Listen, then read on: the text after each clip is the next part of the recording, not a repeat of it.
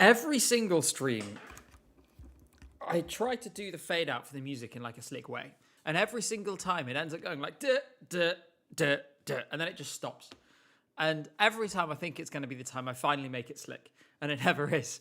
Welcome back. Hello. We've had a rare thing, which is a week off. And it is really, really lovely to see you all again.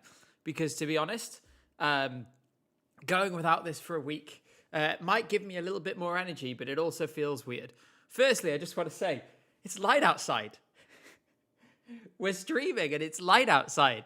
Like, just the amount of dopamine that this sunlight is pumping my brain full of is really, really good. And there's been lots of news as well, and lots of things to make us very excited about, which we will talk about today. We will get onto them. Today is going to be, I think we're going to have a good amount of time to discuss things in some depth. So we're going to talk about Eurovision Asia, this news this week, in depth. Maybe we can talk a little bit about each of the countries involved. And we're going to talk about the running order, which is obviously the other big news story this week. We also have, once again, an exclusive update of the model, which obviously will have been updated to reflect any changes made by the running orders reveal. That, of course, means that I'm joined by a guest. No Jay this week. Jay is with family, I think, or something. But he gave me lots of notice, so don't worry. Instead, who we have here is the ever reliable and ever valued and welcome contributor over here on this channel, and that is James from ESC Insights. Hello, James from ESC Insights. Good evening, Gabe, and hello from Replacement Jay. It's always a joy to add the muzz to Jay, which is, I feel, something that I do contribute. Mm-hmm. Yes, no, you are the closest thing we could get sonically. And JJ, I did email him, but he was not available. Makes sense. Would have been double the J, so yeah. Always a tough ask. So it's been a few weeks. It's been a few weeks of you sort of alternately rage baiting the community, and then every now and then showing up in like a new country's national media, like once or twice a week. Every now and then I'll get recommended Instagram posts from some like German newspaper or something being like, Sarah Engels is doing really badly in the model, and I'll think, James, what have you done? How have you been feeling about the season ever since we last spoke to you, which would have been some weeks ago? How long was it ago? 3 weeks ago? Yes. I don't even think it was that long ago. It's been a busy 3 weeks, though, because obviously the Eurovision Asia news has helped push things along a bit. But I don't know. Unusually for the start of April, I feel like quite a lot has happened in the last couple of weeks. You know, I feel like quite a lot has happened around the world of Eurovision, but actually not much has happened with the main contest. It's been a weird blend of things. I mean, there's been kind of stories left and right that we've had a look at. The big one, of course, has been Asia. I mean, that's been the thing that's dominated our thinking, certainly this week, and how crazy it is that we're now talking about 2 Eurovisions a year moving forwards, and what that's going to mean and what that's going to be like, and figuring out who can possibly pay for us to go to Bangkok or whatever, because that's probably where I'm at with it. But yeah, obviously we had that media briefing on the Monday. I know we'll get to it in a bit, but this is the most serious I think they've ever been about something. At least in my time doing EBU things and going to EBU press briefings, they are serious about this. This one, I will say, to reassure you all, is definitely more thought through than the tour was. I do quickly want to say thank you to Channel 3468 and Sasa 2112 for the Prime subscriptions on Twitch. I also want to say Neurocantata, thank you so much, says, shout out to Bhutan for jumping the gun a year early. We will talk about our beloved Bhutan, don't worry. Winter 9822 says, what's your favorite bank that you don't have an account with?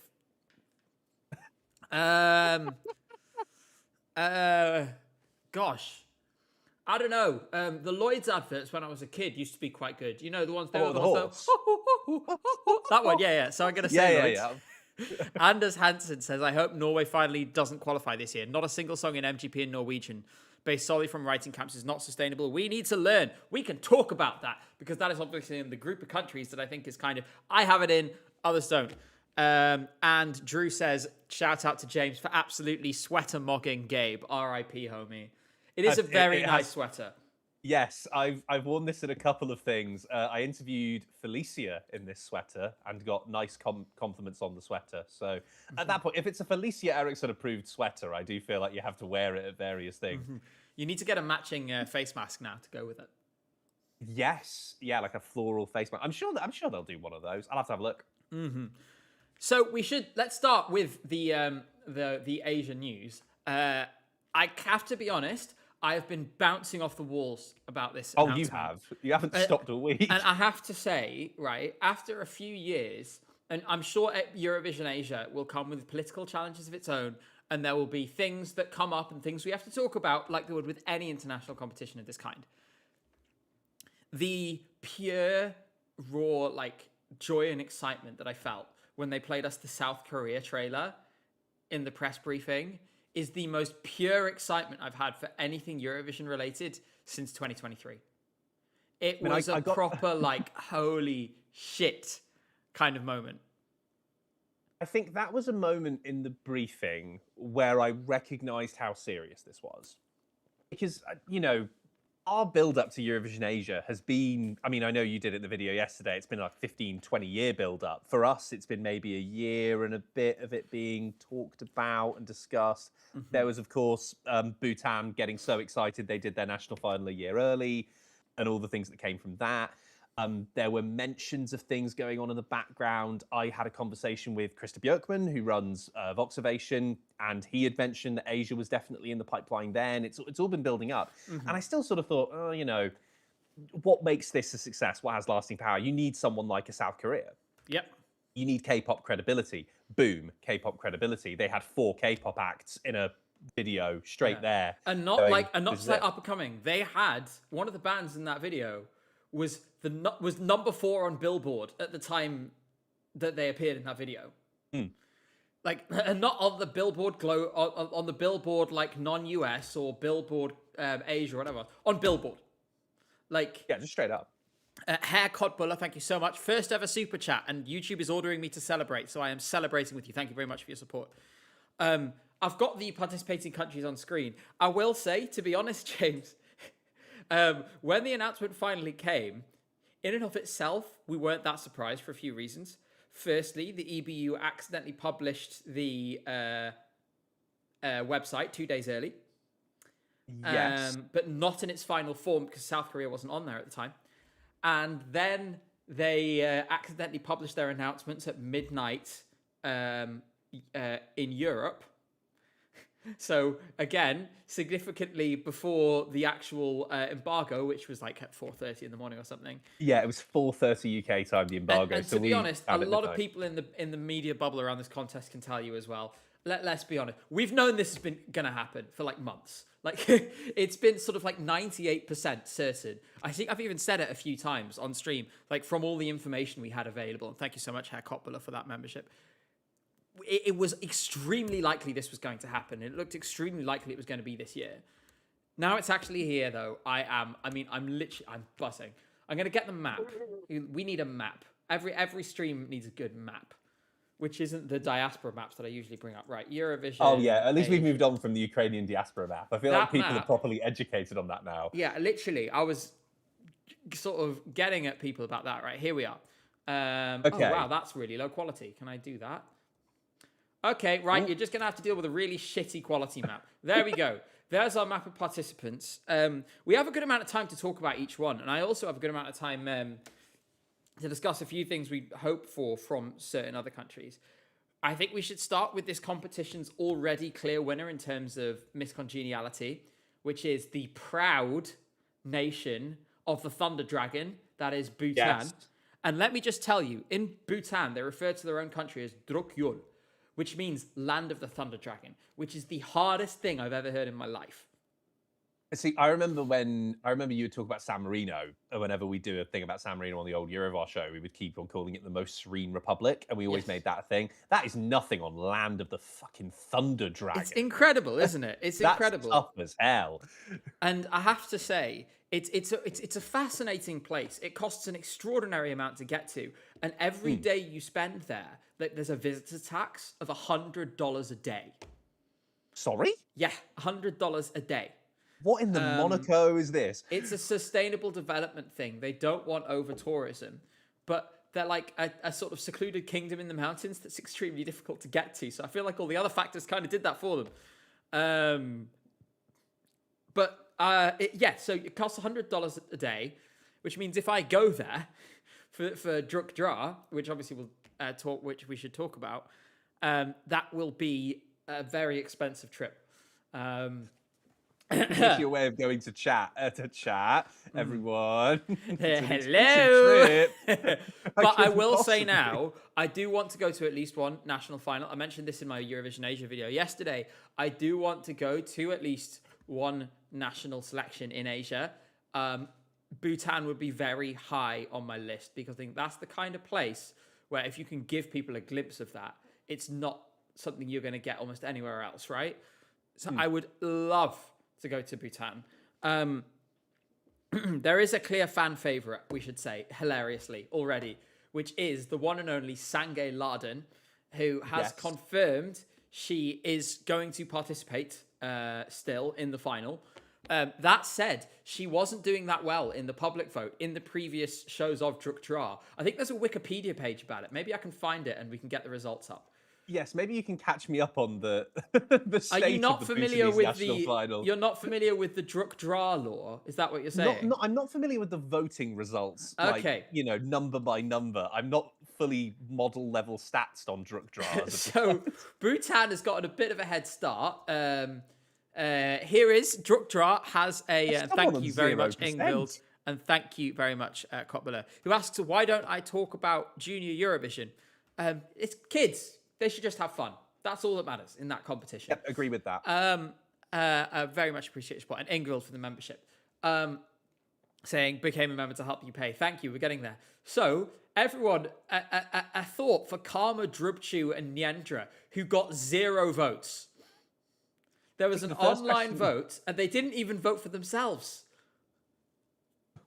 The first question I ask, obviously, is to get 0, how many people voted would be the great question. Because if it's, a few people, okay, I guess. If it's few hundred people, maybe 4-figure people, that's got to sting, right? 0%. Sure.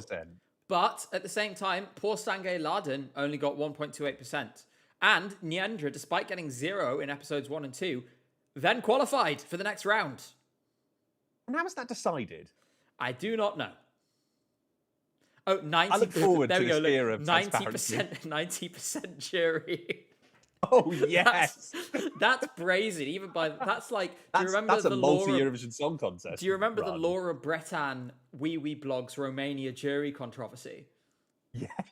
Yes. That's like that level. Anyone who remembers that, you have a veterans discount. Maybe we can explain that another time. Then on the episode 4, it was actually Sangay who came top of the results that time with the online vote, but still only 20% public. In the final, 30% public, 70% jury. It was meant to be held on, get this, the 29th of August, 2025. We're a little delayed, but it's now happening. And our best guess is that they will just ask everyone if they still want to do it and then just run the final, since they already did all the other shows. I guess so. But we don't really know. This is very much like we talked about the differences in broadcasters in Europe. And I highlighted Moldova, obviously. Think about the scale of the Moldovan broadcaster, right? They had sort of 450 employees or so. The Bhutanese broadcaster, its headquarters are essentially a big house and a television tower. Like, this is the ultimate sort of disparity in broadcasters between like this and the Philippines. And like the broadcaster in the Philippines, which is enormous. So I'm really curious to see what they do. I'm really curious to see what happens in terms of how do they like support for such a small country, like ensuring they're able to participate to a professional standard. And I don't mean that to be patronizing or anything. I just think it's important to ensure that in a market where naturally you're going to have a lot more difficulty with this kind of thing, in terms of securing the kind of creative direction and production quality and so on, that you need for what is designed to be a world-class professional music event. How do you support that? Maybe this is something to talk to the EBU about at some point or something. I think Because it it's is. kind of relevant in Europe as well. But for a long time, and it would apply to Bhutan as it would apply to smaller countries in Europe, actually, I'd love to see some kind of solidarity fund, like some sort of precept that's in addition to the participation fee, that say the top 20% of participation fee payers pay to the other broadcasters, and it's money that they don't receive it as cash, but it's money that they are allowed to spend on activities related to their participation only. So they would be able to use it to pay for staging items, for example, or pyro or something. And they would then receive that for free because it would be paid for from that fund. I'd love to see things like this, some little measures to see what we can do. And maybe the commercial setup of this contest will allow that. I'm kind of rambling, James, but what is your thoughts on that mess that I just spewed out? I mean, there's definitely something in it. In that, I mean, you say about the top 20%, you kind of have that system within Eurovision already. It's not formalized, but there is a reason there is a Big Four. Mm-hmm. You know, we know that the BBC and ARD and France Télévisions are paying significantly higher fees than some of the other broadcasters. There's a big sliding scale of money. And, you know, this is me just speculating, but it would make sense if the EBU ported that across so that a country like Bhutan, whose broadcaster is seemingly a house on some hill, has a fee that they can afford, whereas a South Korea, a Philippines, big, massive populations, maybe if we get a country like Indonesia down the line, again, another massive population there, would be paying considerably more because the resources are considerably more. I think that's fair to an extent. It's part of the reason why Eurovision has been able to have so many broadcasters within it. I know there are fewer now for cost reasons and obvious other reasons. But if they want to build this up, they have to make it so that each country can have a chance, especially in these early formative stages. They've got to get this off the ground, and they've got to get it to stick. They need countries like Bhutan to stick with this. Strength in numbers will be the key thing for the first few years. Yeah. Now, let's not forget, obviously, and this is something I've been trying to emphasize, something I mentioned in my video yesterday, is that essentially the beauty of the Eurovision model is that the risk stays the same. Basically, no matter whether you have 8 or 10 or 40 participants, the risk stays the same. The cost of production is basically equal. The number of people you need working on the show, things like this. The delegations costs stay broadly the same because they're still hiring the same number of people, buying the same number of hotel rooms, things like this. But as the contest grows, the risk spreads. So you have the same weight being borne by more pairs of hands.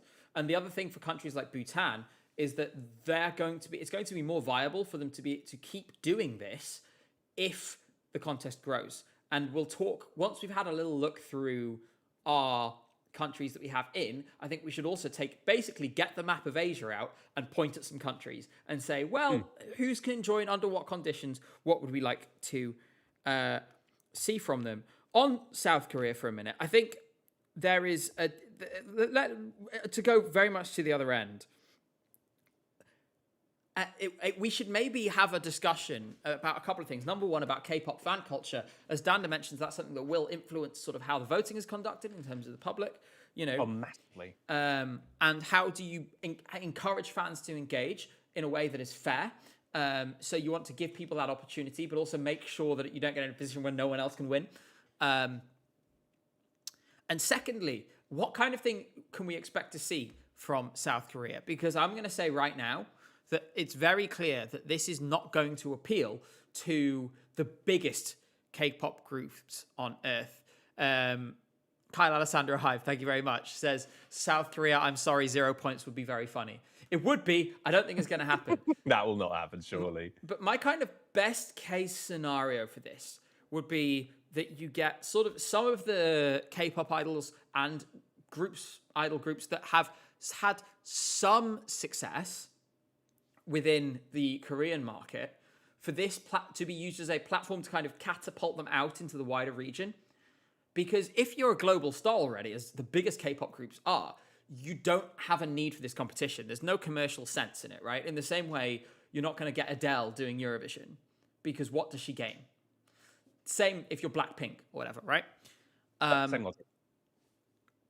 So would you say it's fair? I mean, obviously they're hosting a national selection. To say we should temper our expectations in terms of the biggest stars, but hopefully we might at least get someone of note. I would think so, but it depends on one really important thing as to how well South Korea does, and that is how much has the EBU been speaking to the labels in South Korea, your SM Entertainment type companies who are so massively developed and have so massively institutionalized K-pop and have turned into this incredibly vertically integrated system. I think if they've got the labels on board, what you're probably going to see is quite similar to a lot of European countries in that the talent show circuit is probably going to be a thing. Korea has a whole load of K-pop talent shows, finding K-pop idols, putting together groups, forming them, and then they get their debut show 6 months down the line. Eurovision Asia might become an option to do that for a label, in that they can break an artist at a relatively big scale with international reach, hope that they go off and win and develop a fan base from that, and then they go on and make a ton of money for SM Entertainment on 16-hour, 7-day contracts. Yeah, no, I mean, that's the other thing, of course, is that the sort of labor standards are famously bad. I did want to highlight on those shows. So one that my fiance basically is much more well versed in a lot of these things than me. So I've been asking lots of questions. And thank you, Grackle of Welchmertz. You are right. I do absolutely love this. She highlighted shows like Show Me the Money, and that you could attach the Eurovision Asia to the end of them, essentially, as a kind of end goal. And the other place, I mentioned this in my video, you could do this in Malaysia, potentially. Yeah, I feel like this is more of the line to go down than to make entirely new shows, because I think also you kind of need other people to lend you their credibility in the first phase when you're setting something up like this. So we need these domestic shows to to be used to send people to this competition, because then people at least know their own artist. They'll be like, oh yeah, our song is this because I watched this show that everyone watches. Exactly. And so I think, you know, if you look at Show Me the Money, if you look at AJL in Malaysia, I mean, there's loads of options in Korea in terms of where you could take this. That would be what I would do. Elsewhere, we have, obviously, the other thing is, and I'm curious because I have my thoughts, but we haven't really talked about this yet. If we go back to this map, it's very focused in one region. How do we feel about that at present? Or now, it's okay. Because if you're going to build this up, you know, let's actually have a conversation about expectations. Eurovision's record for countries is 43. It's 35 now. Eurovision Asia is not going to be at 35 countries for a considerable number of years, even if it is a runaway success. It needs to take time to build. Eurovision took 48 years to get a semi-final. I mean, we're already talking about semi-finals for Eurovision Asia. Martin Green, who was on the call with us, Marcus Tang, who is the managing director for Voxovation in Asia, he is the main point of contact for them on this show, have both said that semi-finals are what they want to look into. They want to bring in as many countries as possible. It will be a faster development than the original Eurovision had, but in order for it to work, it needs to be strong at the core. What you're looking at on that map is a bunch of neighboring countries who will all have similar cultural references, who will all have similarities, but more importantly, some good differences in the musical styles they'll want to bring. Rivalry, which is always important. So this is a good starting point. I mean, you've got to almost think of the 2026 show as a very expensive experiment. It's still going to be work in progress. It's not going to be, I think, at the creative standard that Eurovision Europe is, or now, but it needs to be given time to get there. It's going to be a weird comparison, but you know that we've just launched Saturday Night Live here. Yes. And that's finding its feet at the minute. And I've seen a lot of people wanting to trash it, but you've got to give something like that time to bed in, because you're bringing a format to a new environment. Yeah, no. So we 100%. need to be kind to that because of those reasons. Yeah. Quickly, Gabe Sotera says, specifically for South Korea, I wanted traditional music. Who knows? Maybe we will. And Kyle Alessandro Hive says, the size of broadcast is very uneven. Philippines' largest network versus a smaller, skyish like South Korean channel. This will impact acts. We'll talk about that in a moment. I think I agree with everything you said, James. This is the other thing is, I think our default position is to be cynical about a lot of stuff when it comes to Eurovision. And I understand why and a lot of you watching right now feel that way. There's been a lot of reasons to be cynical. If there is one place to suspend your cynicism, in my opinion, when it comes to Eurovision at the moment, it's with Eurovision Asia. Because everything I've seen, reflects the sort of genuine nature and a good faith nature of this attempt. It's something that is, it's not an imposition of a format or cultural set of norms. It's being led by people. You've got the expertise coming from Voxovation and so on who've led this event in Europe before. But like I said, the CEO, Marcus Tang, and a lot of their team is from the region, and it's being led by these broadcasters as well, who are obviously all in the region. So we should allow ourselves to be excited by it.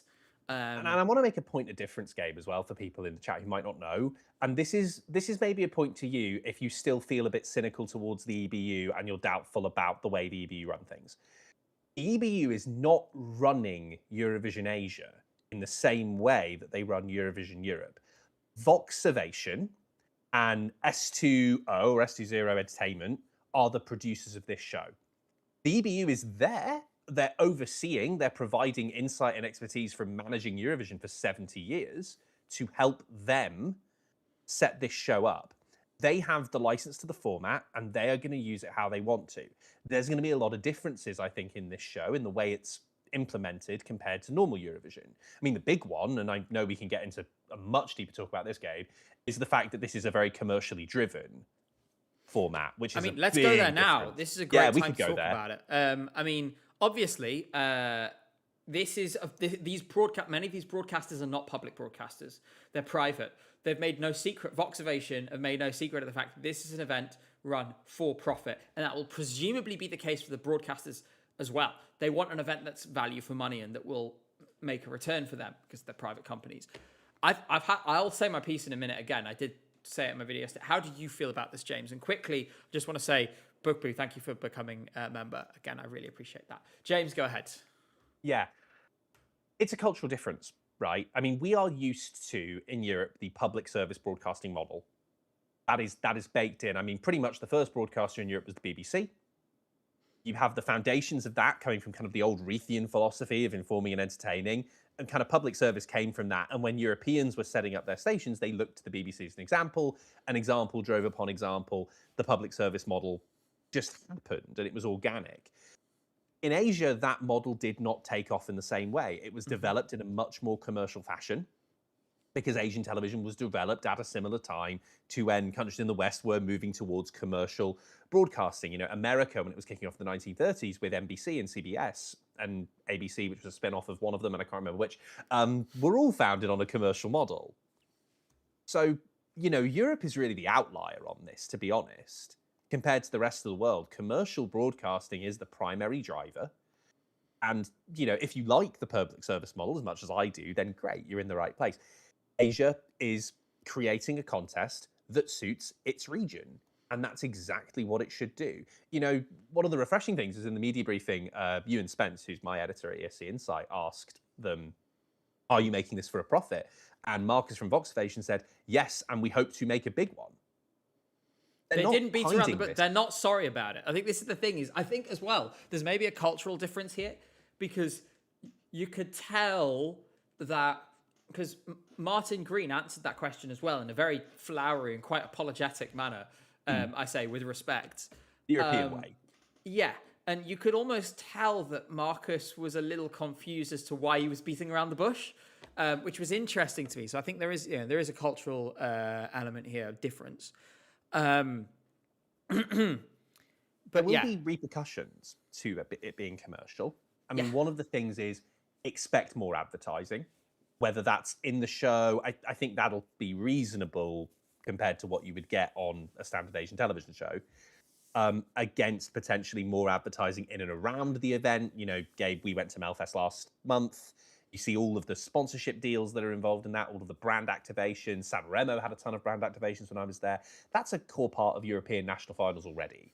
So there's nothing new that Asia would be doing on that front. It's just you might see more of a commercial edge in this show. Yeah.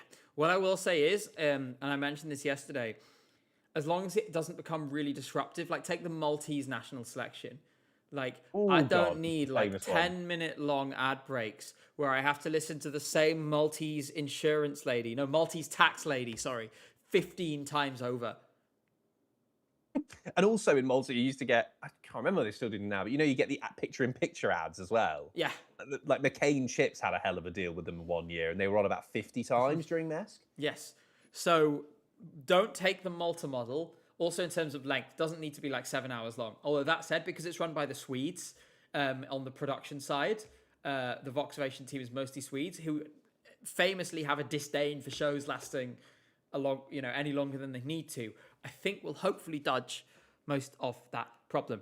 I do want to highlight some artists actually while we're here, because like I said before, my fiance has a few she wanted to highlight. So South Korea. She was the one who suggested Show Me the Money as a potential source to like scout from. But then she said Jesse, PH1 and Punchnello. So if any of those names mean anything to you in chat, those are the ones to look to. She also highlighted, did the light just come on in this room? I don't know. I didn't see a light come on, if that's what you're asking. Unless you're just hallucinating, which would be funny. No, I think... Oh, I think she actually stuck her hand around the door and turned on the light in this room because it was getting too dark. There you go. See, she's always got my back. She has always got my back. I love that woman so much. Liam Turtleneck, thank you very much for the subscription. Also, this is a good opportunity to move towards, okay, well, what countries should we have? And I'm going to take this off screen for a moment so I can do get a world better map up that isn't made on a toaster. Yep, that we can actually... Ooh.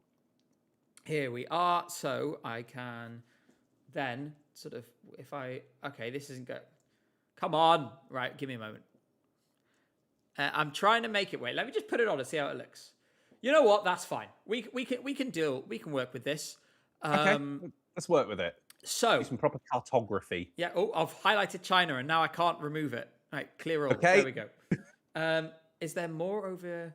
Okay, that makes sense. Zoom mode. Okay. Oh, we're in business. Look at this. Okay. Look, here we go. So I was thinking that maybe we should, I'm going to highlight the countries that are in already. Oh God, I love a colouring in task. I was terrible. It's a serious geographical knowledge you're showing. I'm not sure I could have done this as confidently. 4, 5, 6, 7, 8, 9, 10. Okay, we've got all 10. So that's our 10 in red. So let's start and I'll choose, oh, well, now they're in blue. Fine, they could be in blue. I need a new colour now. So let's start with green for countries that we think are likely to join. And maybe we should name one at a time each to start with. And I'm going to immediately smack the button on one that I think is going to show up in this. And that is Kazakhstan. Yeah. And in fact, if it's all right with you, James, I might throw in some of the other Central Asian countries because I think... What, just in the zone? Yeah, I feel like we can zone them. Yeah, so that'll be like Kyrgyzstan. Yeah. Not Turkmenistan. The others that are not Turkmenistan, yes. Yes. So the reason for this block of countries, I talked about this in the video yesterday. These are the countries that have track record of participating in these competitions in multiple different forums, including ones that are less geopolitically expedient. So Turkvision, Intervision, things like this. These countries have that kind of culture and they have a motivation to be looking outwards. The other interesting thing geopolitically, with Central Asia at the moment, is that Russia, much in the same way as is the case in the Caucasus, has proven to be a less than reliable partner. So there has been some subtle pivoting towards Asia, China especially, who obviously is not in this competition at the moment. Grackle Welchmer says, Japan, please. So that's like my first nomination of places I think we're likely to see. James, would you like to go next? Yes, I'd say we can highlight Indonesia because Indonesia. There that we go. to me makes a lot of sense. I mean, it's a huge territory for one. So, from a resourcing perspective, you don't sense it would be an issue. It's got more than enough music tradition on its own that it would stand out and be distinct in this kind of contest. And you'd already have a massive voter base and a massive diaspora base if you're thinking strategically, perhaps already about, well, if we're going to enter, can we win this sort of thing? Of course, they could win this sort of thing. And that is the kind of country that, from the Voxovation standpoint, they're going to need to get signed on in the first 2 or 3 years if they want to say this is really a contest for Asia. If we've still got the same pack of countries in the same place, that will hold less water the more time goes on. Yeah, you need the big beasts. Winter 9822. Thank you very much for the £2. Says, where do you stand on quad bikes? They seem pretty fun, but they're also kind of dangerous because if you go flying off a quad bike, you're gonna get hurt. And especially if you stand on a quad bike. I mean, certainly when it's moving, terrible idea. But standing on a quad bike would lead to injuries. I've never actually. You said that. You said that like it was personal experience. I just say things very seriously. You are aware that this is the Eurovision Uncovered voice of authority that comes out. This is true. This is true. I'm going to highlight another one, and I think we're still at countries that I could see as being likely to participate. And I was thinking about not putting it in this category, but I'm just going to squeeze it in, and that's going to be Japan. That's the one I want to do. Which people will be very happy about. Firstly, enormous market. More importantly, economically speaking, South Korea, Japan, countries like this are extremely significant for competitions like this. Competition like this is success. Japan has such an enormous media market that, number one, there is an increasing motivation in the last 5 to 10 years especially to export more. I think some lessons have been learned from sort of how the South Korean music industry has conducted itself. And because of that, J-pop, and based on my video from yesterday, I've had a lot of J-pop fans sort of commenting and sending me messages and stuff saying, actually, there has been like a bit of an adjustment now. So there are the kind of institutions that I think could see us through. Also, Japan, there's more than 100 million people in Japan. Again, you're looking at a huge potential market where getting a decent amount of interest, even if it's not as a majority interest, will still hopefully make it sustainable for the broadcaster and so on. Would you agree with me on that one? Yeah, I would totally agree. To be honest, I think if you're going to get South Korea and you're going to get K-pop, sooner or later you'll feel a bit incomplete without J-pop. Mm-hmm. And that is as diverse, if not more rich of a genre, in my opinion, as K-pop is. And so you've got to have that influence as well. I know I did a sort of thread about Asia in the week where I said having South Korea gives Eurovision K-pop credibility. To be honest, they kind of need more South Korea more than South Korea needs them. Yeah, I agree. Japan would be in that bracket too. You've got to try and find a buy-in for those really big exporters. Because yeah, success in Asia is one thing, but Eurovision will want 150 million or 200 million or even more viewers for Asia. For sure. And you've got to have the international attention. Japan being in it and South Korea, well, then you've got America potentially looking at that. They have a big market for both. Yeah, this is the thing is, A Secret Life of Eric says North Korea could be Eurovision Asia's Azerbaijan. Firstly, they're not going to participate. Second, Azerbaijan has done some dodgy things. They are not on the level of North Korea. Like, let's. Yeah, okay, that's not a direct comparison. I also. So I agree with you. Oops. I agree with your thoughts so far. I'm trying to move this thing. Well, is it going to let me? No. Okay, now we just zoomed in on Africa. Okay, there we go. I'll just do that there. And maybe in a few years. Maybe there'll be a Eurovision Africa in a few years. There we go. I would love Eurovision Africa. Would be a really cool thing. Same with Latin America. I just want more. I spoke to Krista back in December, and I said, what's your ambition or the Voxovation ambition for this? Like, what's the end game of doing Asian stuff? And Krista told me that his dream for this is that one day you'll have a Eurovision in Asia, and you'll have an Africa vision and a Latin American Eurovision and perhaps other ones. And then at the end, all of your winners are going to meet in a world final. I mean, that's what he told me. I mean, that's the ambition. It would be amazing. The trouble with the world final is that, well, I guess people will only know the ones from their own continent. It'd be a really interesting thing to see something like that develop. I mean, obviously, the more the better, for as far as I'm concerned. I think let's move on from likely to ones that we have some reason to think that maybe they might be involved, but ones that we're less, maybe not quite suspecting they're going to be in it as much. For this, give that a nice yellow. Let's give that a orange. yellow. Yellowy orange, I think that is. I'll start Go on, then. for one that I think is not impossible, but is unlikely. I'm actually going to go over to West Asia, and I'm going to put Saudi Arabia in this category. My reasoning for this is, in general, this show will be a hard sell in a lot of West Asia for a few different reasons. Firstly, within the Arab world, the media market, that's already, hundreds of millions of people. And a media market that spans, it's its own kind of thing, and it's already international in that sense. The motivation isn't that great. But and I guess I'll highlight Qatar as well, because Qatar and the UAE are kind of similar. If there were countries in this region with the resources and the motivation to want to be involved in events like this, it would be these ones, because they have documented, sort of overtures to the wider world in terms of trying to diversify their economies. So the economic strategy of the Saudis especially is related to tourism and experiences, and they're trying to replace oil in their economy with this. Like, if you want a stupid example, think about that Mr. Beast theme park that opened for a fortnight. Oh yeah, the Riyadh season Mr. Beast. Has that already been shut? It's already. Well, it was only ever going to be a pop-up thing, but I was thinking it was a permanent thing. I know they have like a Real Madrid world there and some other. And there's like a Ferrari. There's like a Ferrari roller coaster in Abu Dhabi. Yeah, that's at the F1 track. Yeah, and obviously Qatar hosted the World Cup, and the Saudis are going to host the World Cup. So there is a clear and documented interest here. Culturally, more generally, I think it's going to be tough and it's going to be a hard sell. I don't know how you generate the public interest in this kind of event. But if you can, if it was going to be anyone, it would be one of those, in my opinion. So that's where I'm going to start in terms of the possible but not probable.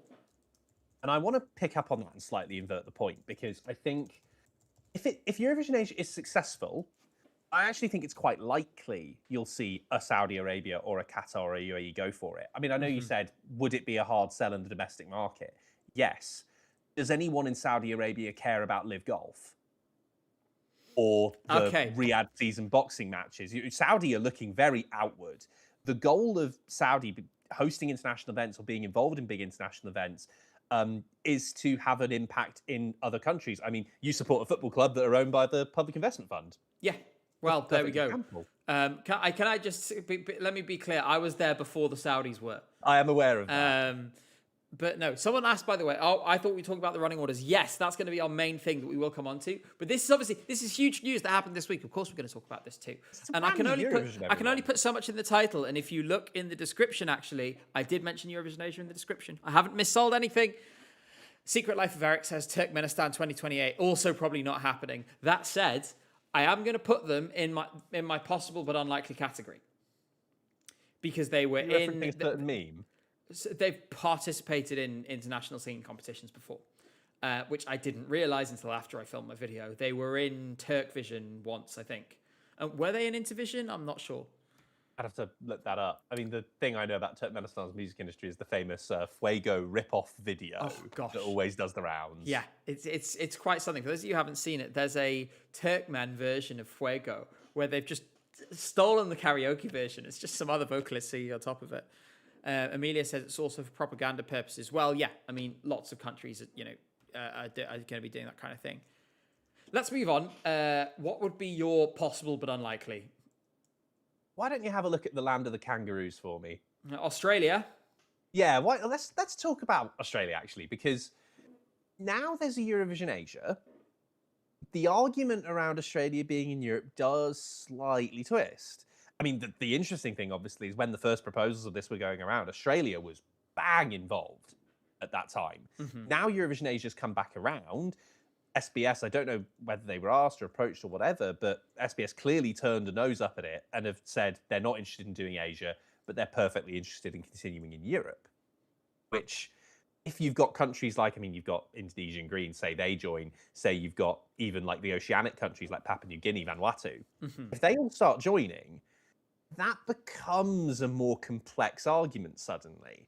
And I do wonder whether it makes sense down the line for Australia to be part of Asia, even if that means being part of both somehow. And I have a feeling that Eurovision and Voxovation be quite liberal about that down the line. But again, that's all hypotheticals. I just think it's interesting that we're having this talk and Australia is kind of being thrown under the carpet, even though they're far closer to Asia than Europe, of course. Yes.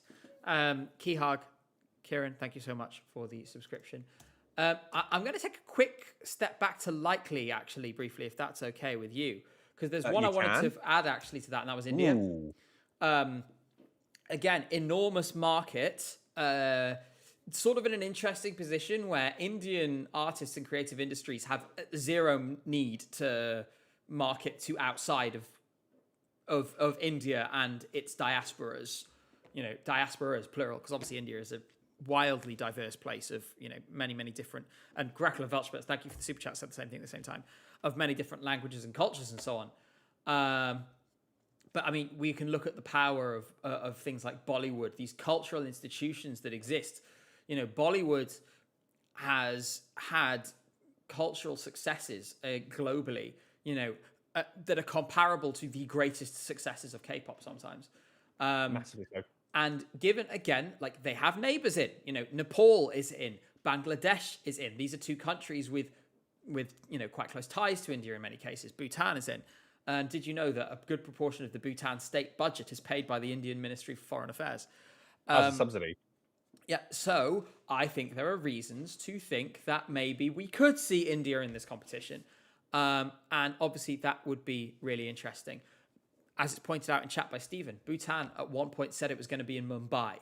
Maybe they just misread an email. Maybe India was tentatively in at some point. Did you want to add some more possibles? I have one or two more I want to...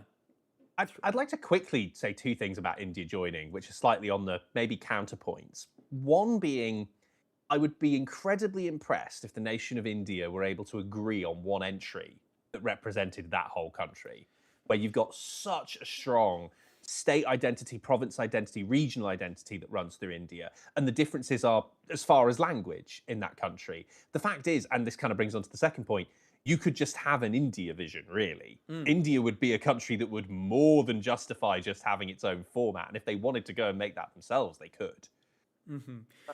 They could join still. Yeah, it's difficult because we're getting, people keep saying the same country in chat. It's coming, okay? There's a lot of, I think, the thing is, there's no, in the same way, like the kind of the music and the culture of the Punjab, for example, is going to be totally different to what you get in the South. It is difficult, but I would like to think, if India was in a competition like this, I'd love to see different, sort of cultures represented each year, give us something different, because India could participate 50 times and never show us the same thing twice. And that is something that I think you have to use. I'm going to move forward. Tell you what would be really fun. Sorry, go on. Is if they rotate. Or what, if they like rotate between different states provinces or something. I don't know how broadcasting works there, but if there was something like that. You know how Germany has different broadcasters in the regions? It'd be like Final Boss Belgium. Each Something broadcaster gets one go every 20 years. Yeah, it's like, finally, it's your turn. Maybe, I mean, that would be fun. Tell you what, another country, because I know that the chat are asking it, even though I can't see it.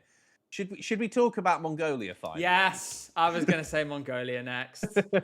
I'll ease the time. Mongolia is a quite small country that has no history of marketing its music or creative industries abroad, with the exception of some folk stuff. I can't explain to you how much I would love for that to change. I have just pages and pages of artists and songs that I love from Mongolia. And if they did this, I would love to see them send pop music. I'd love to see them send their traditional folk. I think both could do great. This one, though, for me, the Mongolian national broadcaster doesn't have very much money. This is a country of only a few million people. Mongolia is essentially a single city. There are just some small towns. Nero says, thank you. We need Mongolia so we get a Gabe vlog from a yurt. Listen, if Mongolia is in and has a national final, you're going to see me and Jay like riding across the Gobi Desert. Like that is the kind of thing I'd want to be doing. You have like Lawrence of Arabia shots. Yeah, Some literally. poor person 50 miles away from you, like, through the binoculars. Are they there? It's like 5 minutes to come through the sun haze. It's Gabe and Jay on a yurt. On horseback or whatever. Oh, I would love it. I would love it if I could go to Mongolia. I'm going to put both China and Taiwan in this category. China, enormous, does not need international competitions, feels unlikely. I don't know what the sell is for China or the Chinese broadcaster. No, neither do I. And I don't know, how do you differentiate this for them? How does it have more appeal than a domestic competition that they're already running, which they can pull international stars into as they do? Taiwan, maybe. They did say countries and territories. It might cause some problems geopolitically. Also, this category, I'm going to speed through now, sorry. Singapore. Hong Kong would go into that and as Hong well. Kong, yeah. Hong Kong, geopolitical reasons again. Yeah, so it's because I was thinking geopolitical, so I moved on to the next word. So I said Hong Kong, because the P came from political. Hong Kong, geopolitical reasons. And Singapore, I'm unsure. That said, Marcus Tang, the CEO, is from Singapore. Final category, I'm going to go to a dark red. This is the not happening category. So we'll say no way. So in this one, this is the ones that we definitely won't see. So in this, Afghanistan, Iran, that's Egypt. I guess, Egypt, I guess, can have that color because Egypt isn't going to participate in this. Yeah, Israel, I guess. Iraq and Syria. Myanmar is in the middle of a civil war. North Korea, hopefully self-explanatory. Timor-Leste, very small, totally impoverished, would not have the resources, most likely. Papua New Guinea, same again. I am going to quickly switch back to yellow and just highlight Solomon Islands and Vanuatu down here because they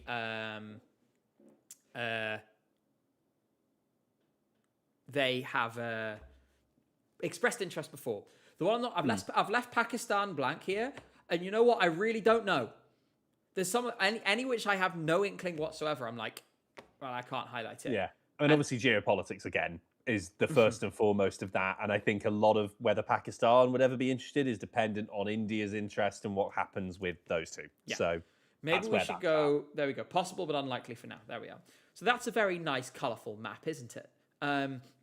And so if we add up our participatings and our likelies, we have 17, which would be a good place to be. With the possibles, you have 30.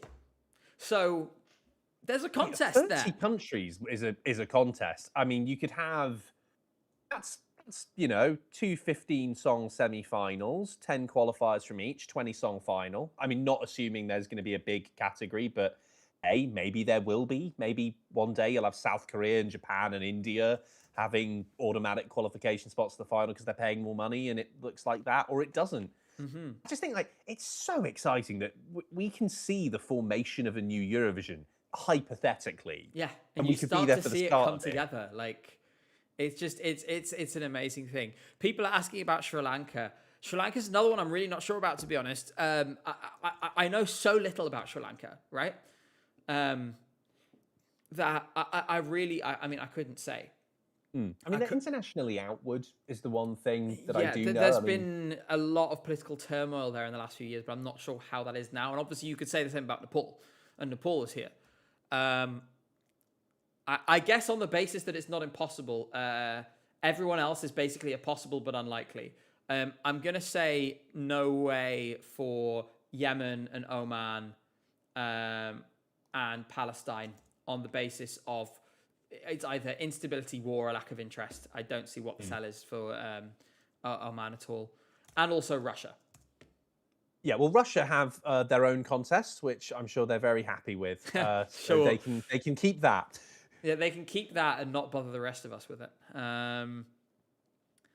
Okay, with that, so we've talked about this for an hour. I am conscious that we do still have a running order to talk about. Yes. I already highlighted Vanuatu, Stephen. You missed it. Make sure that map is available for people, by the way, somehow, because Yeah, that was a really good looking thing. yeah. I'll save this somewhere. I'll probably remove the coloring from. There we go. Remove paint from Egypt because like Lovely. Egypt, like all respect, Egypt. You don't need to be here. You're not going to be involved in this. There we are. There's our full, and you can see Australia just peeking on the bottom. There is our full how we think it will pan out. And we've coloured in almost every single country except a couple of the Gulf states. Wait, there we go. And boop. Lovely. So, shall we move on to the big news? This is the big news. It's the Back running order. to Europe. We have it. It's here. And I think what would be nice would be if we went through it in order. We'll do semi-final 1 and then semi-final 2. I mean, there's a lot of songs to get through, so we might as well get straight through it. My plan is that we spend about an hour doing this, and then afterwards we have the reveal, the exclusive reveal of the first model, which will take this into account. We have qualification reveals. That's new. We haven't done that before. And we have the final result. So.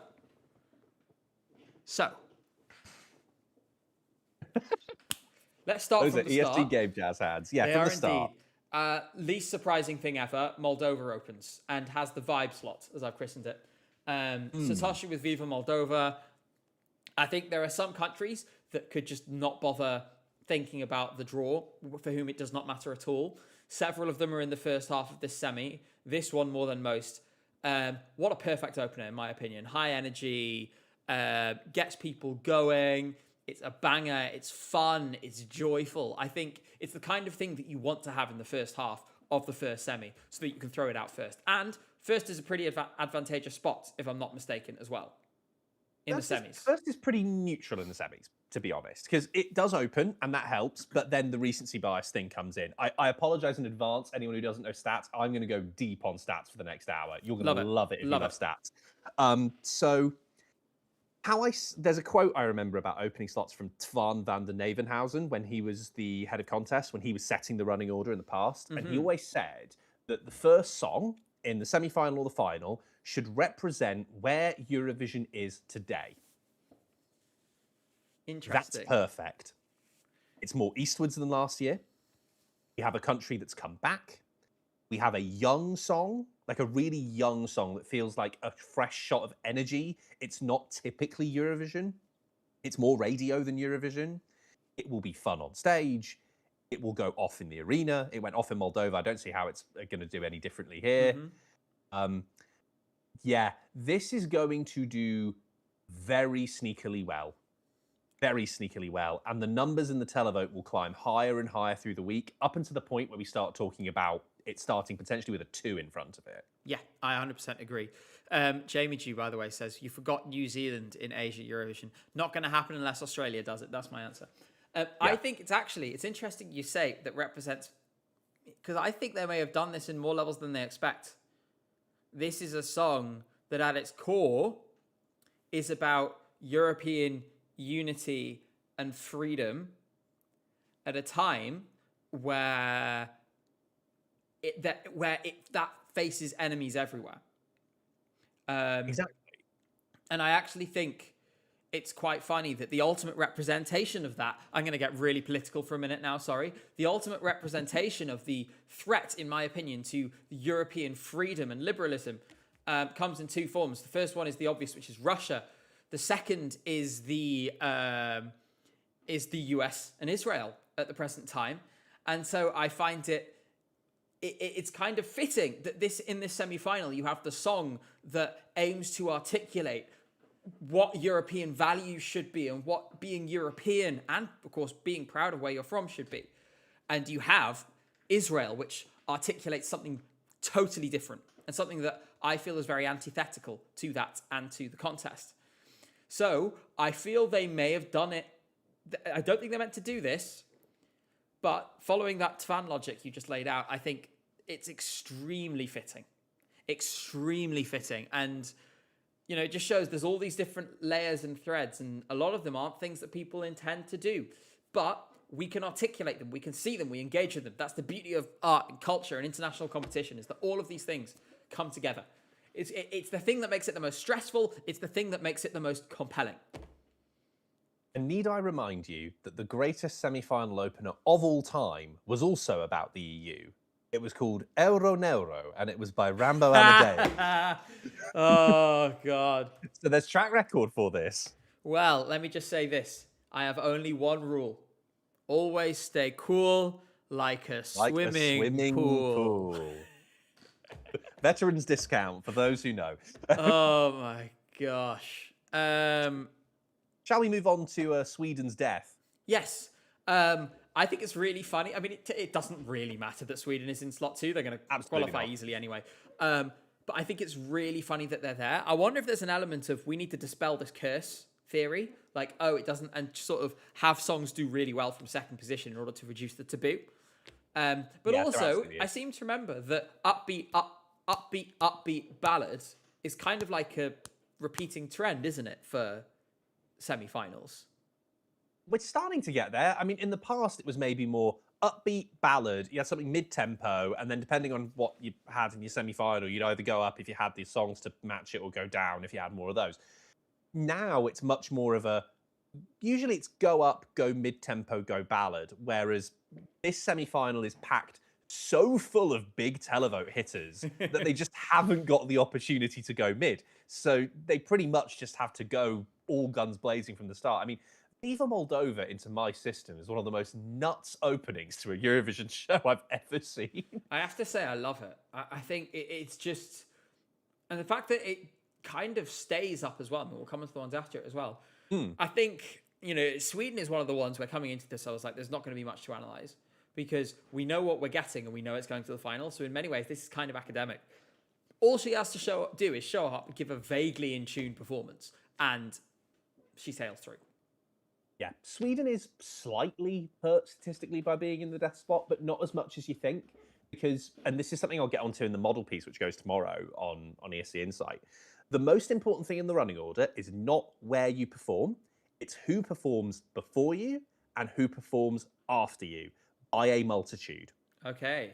What you've got to look for is not so much, I mean, being in slot 2 does have an effect, don't get me wrong, but it's much more interesting to look at who's before and who's after and how that affects you.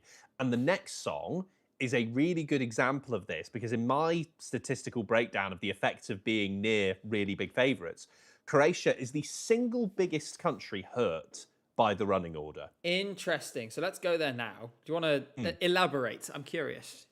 Well, it's really simple. Sweden is in front of it, which is going to get a ton of points. Greece is after it, which is going to get a ton of points.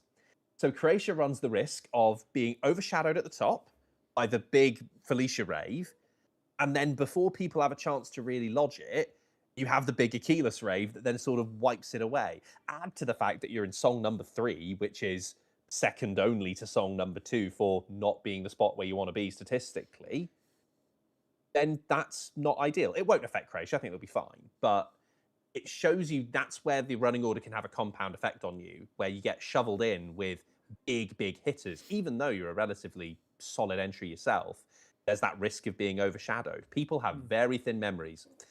I've forgotten everything I've said because cheese has arrived. Hi, buddy. Did you come to say hello? Let's talk about... I agree with everything you said about Croatia.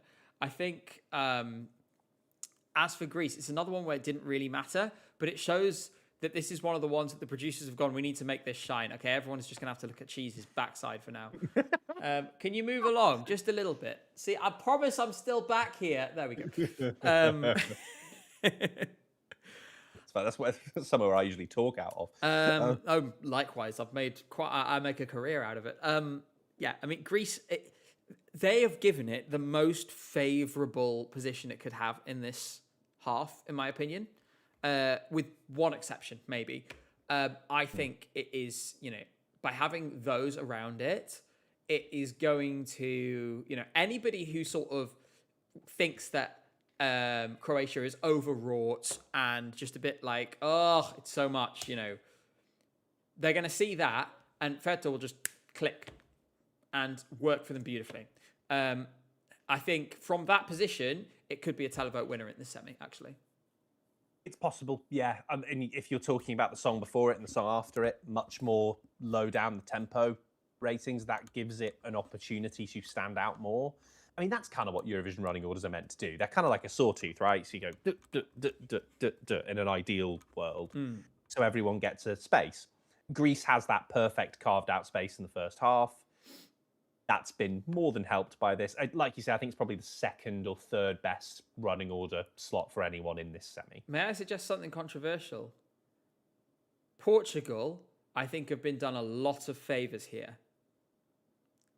Yeah, there is 15 minutes, essentially, including the postcards before it, from the start of the show until they come on stage, of absolutely, like, the throttle is on full blast.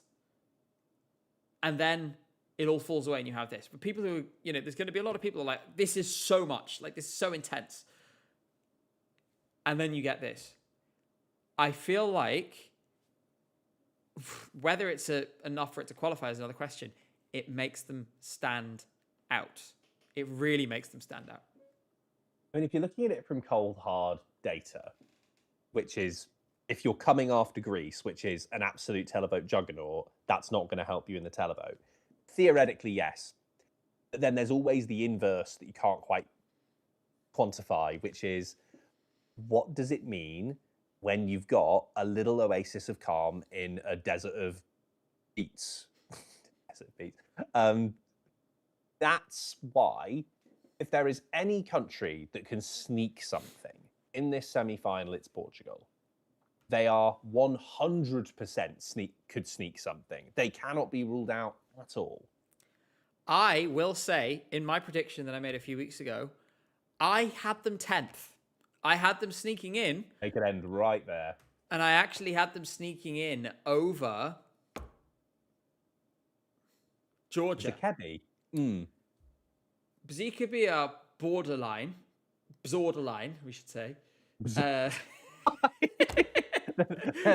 buzzing around. They're buzzing around. That's so stupid. I'm sorry. Borderline is the stupidest thing I've ever said. In 11th place. In 11th place. Oh no! You just know though, like the influence you have. That's now going to be a thing. Oh no! It's like when people said everyone was morbing after Morbius came out. Everyone's going to be like, "Oh, we're all ziggabig" or whatever. So I think that the nightmare scenario would have been being surrounded by Sweden and Greece and Moldova, and they've avoided that, right? It's for that. For that reason, this is kind of being in that half. I would say it's probably the best case or near the best case for them. Yeah, this is okay. This is probably what they could have hoped for. They are so helped by Italy coming in before Finland. Yeah, God, that's the one everyone wanted to avoid. Just a little break away from them.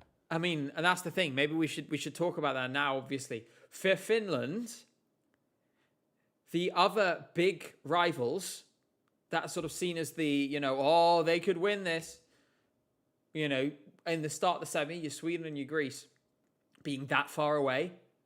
From the end of Greece, there will be a lot of people who spend all of this time waiting for Finland. This, for them, is, that's ideal, really. And I think I'd say the same. If you swap them with Greece or swap them with Sweden, this running order would have worked the same. But whoever you swap them with, they would have been the big winner instead. So, in my opinion, the big winner of this running order in general is the Finns. What do you think? I would agree with that. I mean, if you look at it statistically, I have a stats breakdown. I can literally break this down into numbers. Finland being in between Italy and Montenegro makes them 8.2% better off.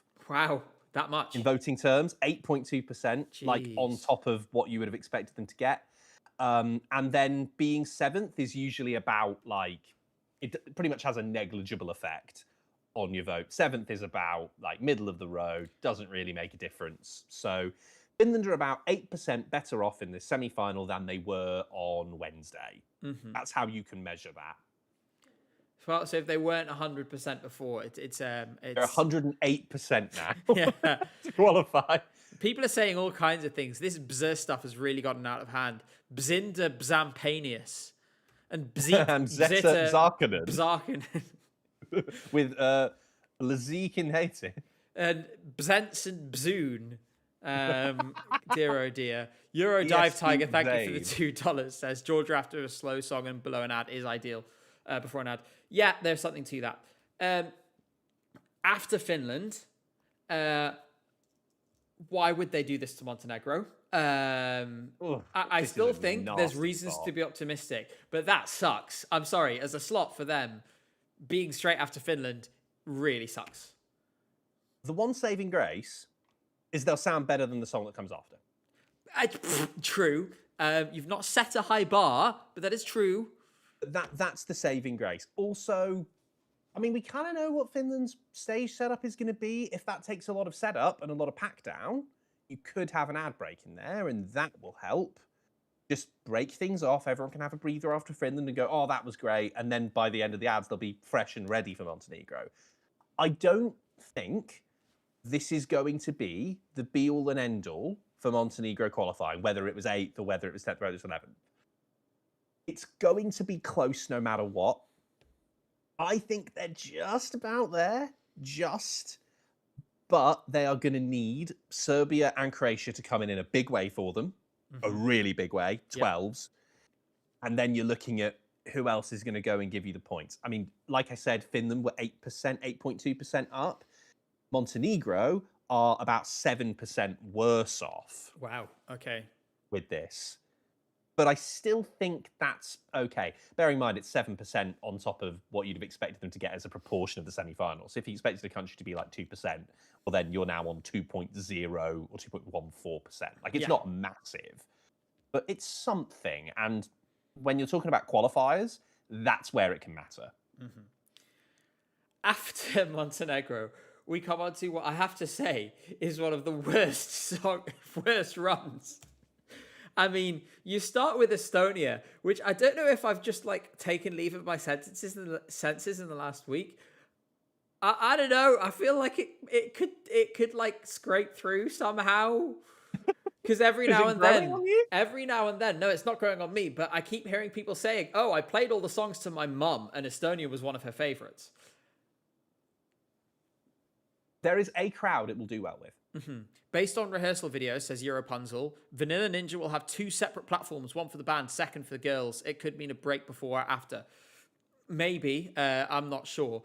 It could be after, because Israel always bring an obnoxiously large prop. They've done that literally every year for the last 3 years. I think they didn't for Michael Ben David. No, 4 years. Michael Ben David was the obnoxious prop. That was good. I like that. Whatever he knows he is, I think none of us want to be. Nero Cantata says they're calling it the world's longest pee break. Yeah, I mean, I just think for Estonia, I mean, objectively speaking, it's a decent slot for them. I guess, like, it's fine. But it's going to be extremely tough to make it through in any case. And I have to say, the second half of the semi-final in general is just diabolical compared to the first. It's one of the most lopsided semis I've ever seen. This is sort of the unfortunate thing about when you have to do the draw. I know some people will say, well, why do we have to do the draw in January? It's logistics. Unfortunately, broadcasters want to know when they need to travel in. It is beneficial to be in semi-final 2 in that respect because you can kind of spend a couple days less on your hotel fees. That's just the realistic thing.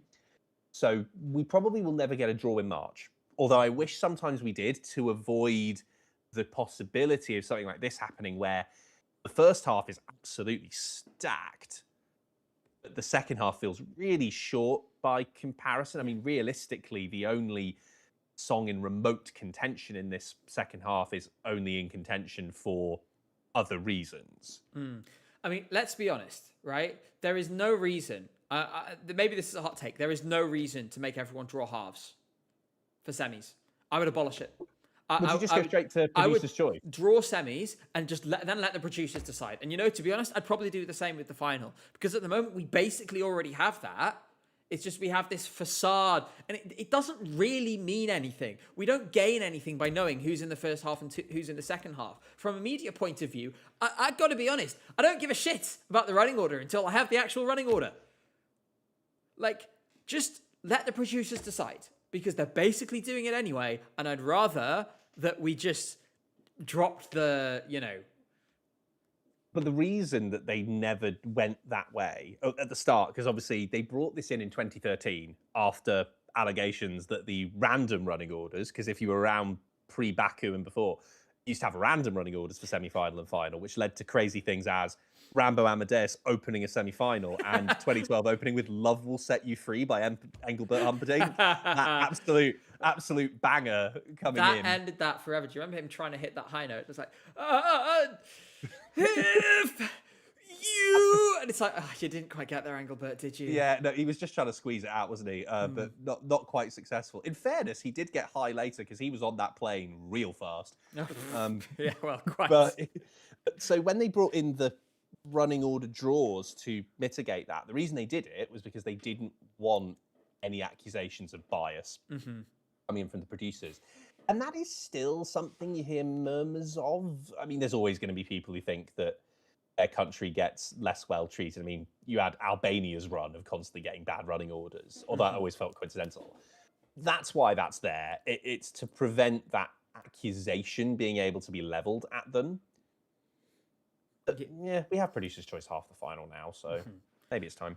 Yeah, then we go, and I think Armand, one second, just quickly, before we go to it, Armand says, I unapologetically love Belgium and hate how much I like Germany despite the shit lyrics. Maybe it's because of the shit lyrics. Listen, disaster bops can be entertaining.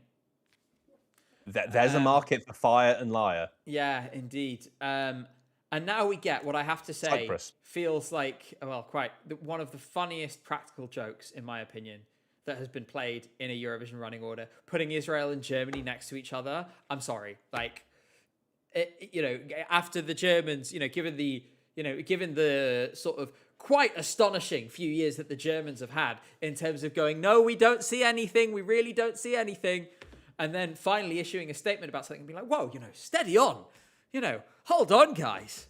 Putting them next to each other, putting the best of friends next to each other is, just it's quality. I think it's really, really funny. I think it's pointed. Yes, I would say so too. I'll say on that. I was thinking that in the final they should put Germany 1 and then Israel 2, like in the running order. Because unironically, I think that would work as a show opener. You strip everything else aside. But yeah, I mean, Israel, there's nothing to discuss because they'll rig their way to the final no matter what. This discussion fundamentally. Yes, but first I'm going to say that this discussion fundamentally is predicated on an idea of fairness. And I'm sorry, but there is a country that doesn't play by the same rules as everyone else, and that is Israel, because of what we've seen in the televote in the last 2 years. James, go ahead. In terms of the running order stats there, Israel are 3.5% better off in slot 10 with Estonia. I mean, they have Estonia and Germany around them, so very, very good standout position against those songs, to be realistic. So, yeah, it's about 3.5% better off. It was going through anyway, so that doesn't really matter. It will just be 3.5% better at going through. Bookboo says, and this is interesting, Finland has been last in our half 5 times since semi-final 1 in 2023. That's extraordinary. Has it? Whoa. Gotta think. There's absolutely bias, I fear, but since it's my country benefiting, it's fine. Well, I appreciate your honesty, but I guess it makes sense because let's have a look. Finland. Well, Finland, Karia and Erica did the exact same thing, didn't they? They were both in 13th, terms of running order, weren't they? both semi-closers and both 13. Yeah, there we go. Running order 13, and then Finland running order 13. And yes, they did both close the set. I think the thing is, right, is Finland has drawn first half in the final twice with songs that were considered favourites or considered to be in the mix. So they gave them good slots as a result of that, in my opinion. So Yeah. it's And anyone who says that, oh, the running order doesn't have any bias in it, or shouldn't have bias in it, let's not be naive about this. The favourites are considered. I spoke to Christopher Björkman about running orders. He's created 7 running orders, I think, at Eurovision, perhaps more. And he was pretty transparent about it. They look to who the favourites are, and they want to make sure. And he told me this, that the favourites aren't all stacked in the same place, because you want to give those songs the most chance of standing out to compete. Yeah. You just do. So that's the reality of it. That's why you see that sort of thing. Yeah, for sure. We'll move on past Israel and past Germany to a slot that I think a lot of people would have wanted, which would be straight after Germany. Belgium is the ones who've gotten that. It's grown on me a little. I still think it's probably not going anywhere, but you know what? I kind of like the song now a little bit. I wish I could agree with you. The song isn't to my taste, but I think it's more that I just don't like that particular style of pop music. I really like Asila, and I think she's a good singer, and I know she's in and around the Discord and stuff, and she actually commented on the first model, which kind of scared me. But I think it's not the song for me, but this is the exact kind of song that a running order really affects, because Belgium's going to be super borderline this year. Mm-hmm. Yeah, I mean, did this then, statistically speaking, did this help? Let me have a look for you. Yes, it did help, but not by as much as you think. It's like 1%. Okay. Now, I'm not going to say it's a dark horse to win anything this year, because I have a history of massively overestimating Lithuanian performance at Eurovision. So I'm going to ask you to contribute first so that I don't influence anything. Okay. Yes, you do have a track record of this. I remember was it the LRT clip where the guys just, I spoke to one of the world's most popular YouTubers, and he said that we have a chance of winning the competition. So first thing, Lion Sec is not going to win Eurovision 2026. I think that's safe to say. I would agree. Can I get through to the final? Absolutely yes. The reason being, we have juries back. And I have a feeling that juries are going to really like this because it is different. It really stands out here because it definitely has more visual distinctiveness than Belgium. And in terms of a song, it's probably better than Sen Hit and Boy George. Mm-hmm. And also, there are going to be people who have been bored since Montenegro when this comes on. Because, because Too Epic to Be True is not very good. Michelle is dull. Sarah Engels and Fire is not very good. Dancing on the Ice is a bit slow. There's going to be people who are like, none of this has spoken to me. Lithuania is divisive. It's different. It's going to make people go, oh, God, now it's even worse. Or, wow, finally something interesting. You know what I mean? Because there's not much experimental in this semi-final. No, this is the kind of song that you might have heard that the juries are being expanded this year. So you've got 7 members, and 2 of them have to be only 25 or under that. Mm-hmm. This is the exact kind of song that you're going to get a crop of jurors really coming out to bat for. Not everyone, but there's going to be a crop of jurors who are putting this top 3, top 2, because it fits what they want in Eurovision. It's divisive, but that means it's going to have its big fans there. And I think Lithuania is going to sneakily hoover up a lot of jury points, even if the televote doesn't quite go in for it in the same way. And I think the televote will give it some love. I think it's not going to do amazingly, but Diaspora's there. Diaspora is there, but also it does have some appeal. It's different. It's unique. And people are comparing it to Telemavesh. This is way more accessible than Telemavesh. Oh yeah. Because Telemavesh was not really particularly melodic at all. And so I think a lot of people heard it and was like, this is noise. This is way more accessible. It's way more melodic. It has a lot more of the kind of... It's more conventional. It's still weird, but it's more conventional. San Marino, I think all the King's Horses and all the King's Men can't stop this from finishing last in this semi-final. So the running order was really neither here nor there. What do you think? Yeah, running order is neither here nor there with this. I mean, I have a look at the stats, pretty much negligible as well. The one thing I'll say about San Marino is I don't know whether it will come last because of one thing and one thing only, and that is if Boy George is there, which I do not hope to be the case, there will be name recognition there, particularly among an older crowd.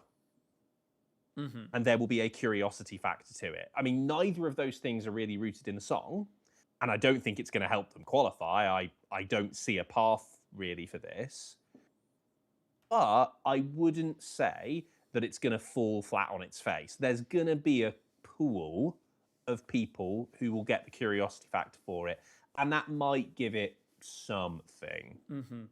The thing I would say in response to that is I am conscious of the Adrenalina experience, which, as we can see here, so this is the results that Adrenalina got. Despite having Flow Rider, which in theory should have been a similar kind of interest to Boy George, right? In terms of, he's someone who we remember from before.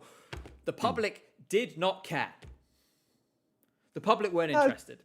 And Probably so, got the final. and I think they'll hear this Boy George thing. I think could have the opposite effect of people being like, "Oh God, Boy George has fallen off." I think people might say that after the fact. I think because he's and that's the thing is, to be honest, I mean I really don't think he should be there. But we get into this every week, so I'm not going to go into it too much this time. I think Boy George could actually have the opposite effect. I think it could make it worse of people being like, God, what is this? Depends if he turns up on stage and we've been over it. We still don't know. If he does, it's not a good look for the EBU's pledge of values, what I'll say. Yes. Moving on to Poland. It's just a muddle, in my opinion, in terms of the way the song is constructed. Having San Marino before it does help a little, because it's coming after something which is just a total disaster. And that helps. At least my instinct would be that it helps. Does it actually? A couple of percent is what we've got as a help for Poland. Slot 14 is very, very nice, no matter how you spin it. Poland would have looked at this draw and been very, very happy, because I think they had a very narrow path. Now they have a slightly wider path to make it. The argument for Poland making it when they have a song that's in the weaker category is usually around diaspora, and the fact that Polish voters in other countries usually come out to bat for them. The fact is, a lot of the countries we do not have anymore were the types of countries where they were coming out to bat. The Netherlands was a really strong one. Ireland was a massive one. Yeah. Iceland the same. It's almost like the equivalent in a semi-final of taking 10 points off the board for Poland off the bat compared to what we're used to. This is kind of a consequence of the geographical shift that we're having at Eurovision this year, which is why you're going to see Eastern countries do better, because there are simply more Eastern countries who will vote for those kinds of songs. And let's not forget, by the way, let's not forget that the diaspora has turned its nose up at Polish entries before. They didn't like Luna's performance, and they didn't and they didn't turn up. Yeah, and I have a worry if we're basing it on what we saw at the national final, coupled with the fact that I agree that the song's really muddled. I mean, I give a lot of respect to Alicia, but I'm not sure who told her she should be rapping on this. The rapping, in my opinion, is a problem. Yeah, it doesn't. It just doesn't fit. It doesn't feel serious even. It kind of feels like a joke. That might be harsh, but that's just my feeling on it. All of those things could add up to a problem. Add to the fact that this second half is a little bit dull. Yeah. You could have a cumulative effect there. So I'm not very hopeful about this for now. But hey, if the staging's great and she's great, that could change. Thank you so much to Europunzel and Luhani. Europunzel says, Cyprus 2025 NQ, even though being late in the semi. This is true. I mean, being late in the semi doesn't, automatically get you through. I'm pretty sure Facebook was pretty late in the semi back in the day. Yeah. Luhani says, thoughts on the double rock, one rock-ish finishes. It's just a good way to finish the semi-final. I'm glad you mentioned it, because that's where we're taking the conversation now, is about Serbia. In my opinion, from this half, one of the obvious closers. For sure, yeah. I guess you could have done Estonia, maybe. But no, this was the clear closer. And in my opinion, I'm looking at it now and I'm like, this is sailing through. It's way more interesting than almost everything else within 45 minutes of runtime. I completely agree. I think it was through regardless, to be honest. I think even if it was 10th or 11th or whatever, I don't think this was going to have a problem because of the songs around it in this half. This stands out a bit more. I really like it as a closer, though, because remember what we said about Moldova opening saying a lot about Eurovision. I think the closer also says a lot about Eurovision. Mm-hmm. And the fact that we're not ending on a pop song, we're ending on a song that says borderline prog metal. The song's title translates as "The End of Me." Maybe it's very appropriate. Yeah, I mean, like the clue's in the name, right? I think that's great. I think we should have a bit of genre diversity going there because in the past, you would always feel like it would be the same kind of pop song at the start, pop song at the end, and everything else was kind of consigned to, oh, you can maybe go here, oh, you can maybe have this bit. Doesn't feel like that way anymore at all. A song like Serbia Closing is really great for the contest generally. It shows that songs from prog metal or other diverse genres that usually don't get here have a place here. We need to celebrate that. It's Besides Me, not The End of Me. Okay, never mind. Besides Me. I saw a shitty translation. That's my fault.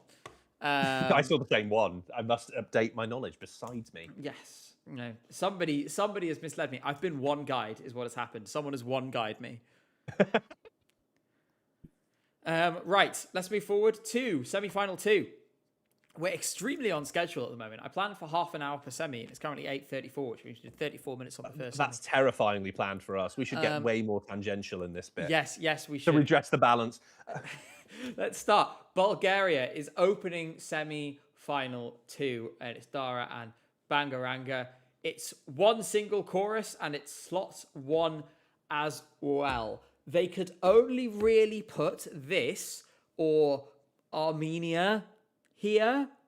It was Cyprus first or second half because it's in slot 8. I can't remember if it was drawn first. Good question. Can someone actually look that up in the chat? Will it tell me somewhere in here? No. It might have just eliminated it.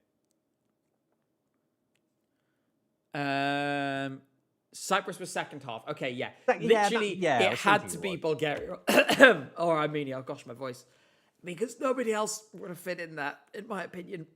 Let me talk so you can recover for a second. Where Eurovision is now, opening number, that's the logic I always take for it. So, where Eurovision is now is TikTok. I think Bangaranga is the most TikTok designed song we've had at the contest. And I don't say that to disparage it. I say that in terms of what the strategy is with it. I've seen a lot that the Bulgarian broadcaster is doing around TikTok. You know, they're being very proud of the numbers they've got there, saying something on the lines of, I heard that their TikTok numbers are comparable to Tommy Cash after a year or something in the first 2 weeks. So there's a heavy push on that. And obviously good TikTok numbers in theory gives you more word of mouth, gives you more chance of getting votes when you get to the night. And voters in the semi-finals are a lot more tactical and a lot more knowledgeable than they used to be. On the flip side, this is the night we find out if TikTok actually matters. Yes. Rosalind did come 20th after all. Yes, that is true. Gosh, my voice. Sorry, it's coming back a little bit. I don't know what happened. It just literally cratered out from underneath me. It was finally the break. Yeah, I might need to go and get a drink in a minute, but I'll deal with that shortly. Yeah, it had to be there, and they've got very fortunate as well, in my opinion, because they have. So for context, Dolphin Dane was posting on Twitter today and saying there's one song, he ran 100,000 simulations based on the data. Yes, I've seen this. And there was one song that didn't qualify in any of those simulations. I think it was probably this one. I don't think it was this one. I know it was this one. Okay, for a second I was like, huh? No, I haven't been told this, but like I know. It has to be this one. I mean, how little of a shit does Azerbaijan give about Eurovision? Like, I've kind of... originally, I used to not cover Azerbaijan at all. And to be honest with this, it's been very easy because there's never anything to cover. But also, I would argue the more I cover this song, the more harmful it is for their brand internationally. Because it's come on. Is this really like your big effort? I mean, at least it's not artificially generated by artificial intelligence. Absolutely not. There's been no No, involvement of it's that in the not been process. generated by artificial intelligence. Fuad Javadov is a great composer, known for Yes. many human creations. Yes, there's no AGI involved. Whether it was based on other work, yeah, different question. But let's that aside, you can't help but think that this is the kind of song you'd have heard at Eurovision 15 years ago, or on a cruise ship tour for the over 60s. There is no hook to this song. I'm trying to be as nice as I can be. There is no hook to this song.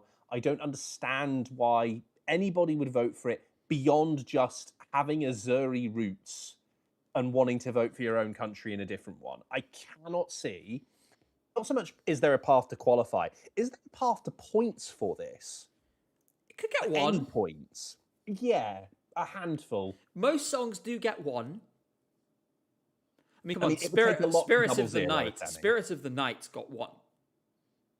From Germany, of course. Yes, it would take a lot to double zero. I mean, you know what? I can give a little bit of a spoiler for the model later. Azerbaijan's on 4. 4. Where did it get them from? Good question. I'd have to look. Give me 1 second and I can tell you. No problem. 3 of them were televote, were they not? Luhani, and they by were- the way. Sorry, go on.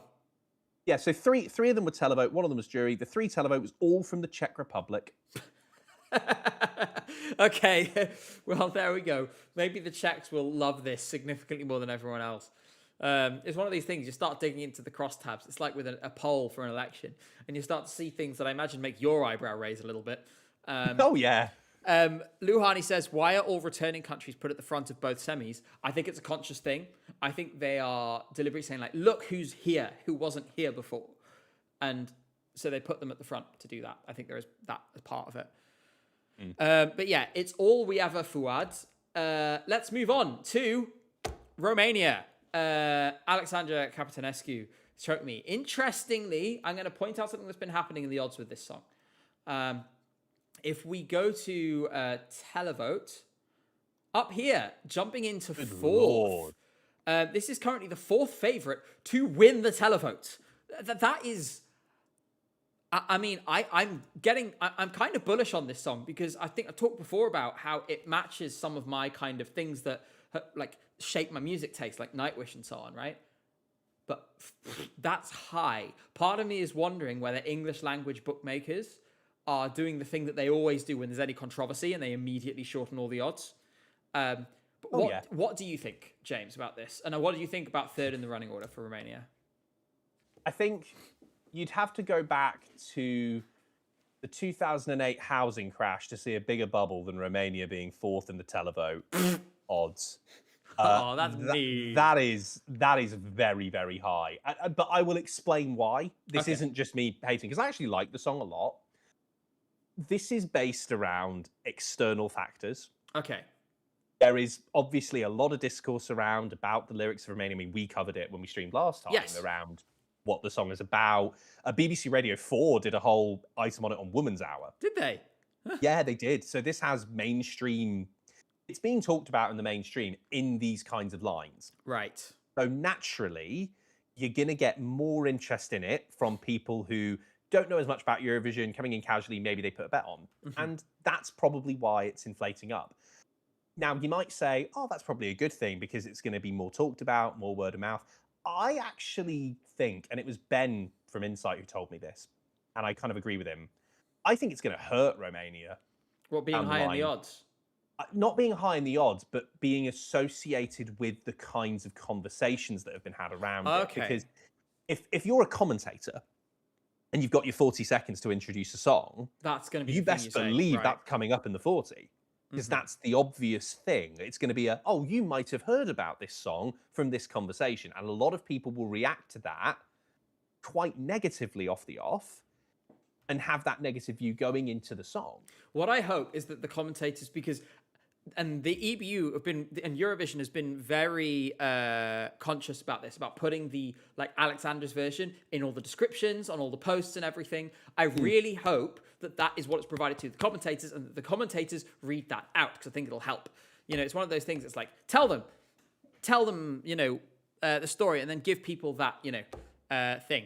There's questions around media literacy here. But yeah, I do think, though, it's going to qualify. I do think it's going to do quite well. And I actually think it's really good for Romania in the contest to have something that is viable because of how awful 23 was. Like, 23 was such an unmitigated disaster.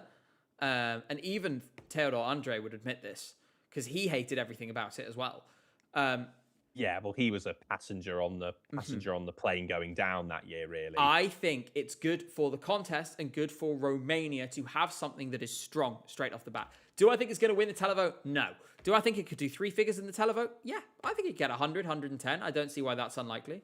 I'd be surprised, but it's not impossible. I think too is, I think Graham Norton's comments about Luan staging last year single-handedly cost Luan about 30 points. Mm-hmm. Yes. That kind of stuff can happen on the night. Romania fart. runs that kind of risk. Mm-hmm. But it will qualify, no trouble. For sure. Bookboo says, sure, third may be very early between Azerbaijan and Luxembourg is arguably the best running order of anyone. What do you think of that? I think it is an excellent running order spot in this semi for Romania. It's so different to the songs before and after it. And it's like thematically and visually so different. You know, you're going to have Jiva, who I presume will stand on stage. They'll do a park and bark for that. I doubt Azerbaijan will do anything interesting. I do love that term, park and bark. It's brilliant. And then Luxembourg, she'll have a violin. I imagine it'll be kind of similar to the national final. And again, It's very kind of like, yay, happy, yippee. And then, Romania is a lot, obviously it's gothic, right? It's a lot more, it's emo. So it's going to stand out so much in this slot. It's really going to get that sort of crowd who really would have liked Monga's We Could Be the Same. That's sort of the crowd it will get. Mm-hmm.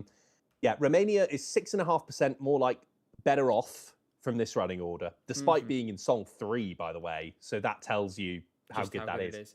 And then conversely, if we get on to Luxembourg, that's one that has had quite a big dent. Yeah. How are we looking? We're looking about 4.5% down, I would say. That's nasty. And bearing in mind, I think Luxembourg is right in that borderline region. That could be the difference. I would have maybe said last week an 11th place, maybe a chance of 10th, 9th, never know. Whereas now I'm like 13th, 14th. The gap is narrowing there because this is a super competitive semi-final for those last couple of spots. The margins are really important in this one for that crop of countries who are on the borderline. Luxembourg definitely got the roughest ride out of those countries. Mm-hmm. I think it's a really tough running order. For them, we move on to someone who has done better, partly by having Luxembourg before them. That's Czechia. Again, it's quite a soft opening to this semi. 3 of these 5 songs, Azerbaijan, Luxembourg, Czechia are quite reserved in some way, although, of course, Czechia explodes. I don't think that we're going to have too many concerns anyway, provided the guy can sing it, and I get the impression he can. I get that impression, yeah. This, I would say, given their draw, was pretty good. I don't think they would have wanted France after them, though. What do you think? Yeah, well, because France are after them, I've actually got Czechia 3% down. Ooh, okay. Just because of the thing for Czechia is they're pretty much all riding on the jury, right? This is the Zoe May of this year, if I had to call one. A song that's going to be a jury darling, but not have that kind of connection in the televote, potentially. So if its big strength is its jury, it's not ideal when the song that follows you is what everyone believes to be the jury favourites. Right. It's the same problem for Luxembourg as well, because I'd have said that their path to qualifying was getting a good haul of jury points. Having Czechia come after, Luxembourg have been double killed, is what you're saying. Yeah, they've been double killed. It's almost at the point where you could do one of those Call of Duty montage compilations on Luxembourg. Oh. Such has been the devastation of this running order spot. Dear, oh dear. Well, obviously France is there. It has an effect on the others, but they're not competing, so I'm not going to talk about it. I'm just going to talk No, about no how need it to. is in relation to Armenia, who will be very happy that France are here because France gives Armenia points in semifinals, especially. Paloma Rumba, it has, I would argue, a pretty good spot. What do you think? I think they would have taken this. Armenia would have taken this if you offered it to them. I mean, I still have it down, but that's because of the presence of France as a strength and the overshadowed possibility. But I think that'll actually flip back around in reality because France will give it a lot of points. Having it after is not such a bad thing. And the songs are so different that I don't think there'll be a massive problem there. And then it will stand out against Switzerland because they're so, so different. But in a way that I don't think hurts either of them. I think it kind of complements both of those songs' strengths. I mean, let's talk about that because, I mean, the thing is with the Swiss, I've been pretty pessimistic on its chances of qualifying. Having all of that drama immediately before and after it could be, you know, we talked about this with Portugal. I'm starting to wonder whether, okay, is that the lane there? Is that what the producers have identified? Is they want to give, because they do want to give songs a chance to prove themselves in semi-final. Is that what they're doing with Switzerland? It's like, okay, make it like cut through all the noise. Because that kind of feels This like is where the we're right at. kind of spot for them. Yeah, it's the right kind of spot. I mean, they're closing the first half. You would have ripped the EBU's hand off for that spot. If I was working at SSGS, I'd have ripped their hand off for this. Armenia is a direct competitor, but that's okay. It's not as if they're going after a Denmark or an Australia, with the really big hitters here. And then Cyprus is coming after it, but that's okay because Switzerland is going to be playing for the jury. Cyprus, I think, will end up playing more for the televote, so the crossover isn't so bad. I am more confident about Switzerland's chances, and I know that will make a portion of this chat quite happy. I am more confident about Switzerland's chances than I was at the start of the week, and I think this has got every chance. I would like to think that a song like this can be successful in Eurovision. They'll stage it well as well. I trust the Swiss. Yeah, the Swiss know what they're doing, and you'd hope they had a concept to start with. Yeah, I really want to be. This is the one where I'm like, please prove me wrong. Show me that this can work in Eurovision because it will be good musically for the contest if it does. From a formula that is kind of an unknown to one that's extremely known, Cyprus, Antigone, Jala, I'm on record as saying she can show up, deliver a 4 out of 10 performance, and she'll qualify. I think I stand by that based on this running order to the middle of the show. It's got no big hitters around it. I think she is looking just fine at present. What did this help Cyprus, would you say? I'd say this is probably the big winner Okay. of this semi-final in terms of running order because Austria is after it. Austria, realistically, is going to struggle this year from all the things I'm looking at. Switzerland before it doesn't really affect it. And also it's got distance from Denmark, from Ukraine, from Australia, the songs that were going to hurt it. It's got a little bit of a buffer there now. That can now stand out on its own. I mean, it was sailing through already. It's now yachting through.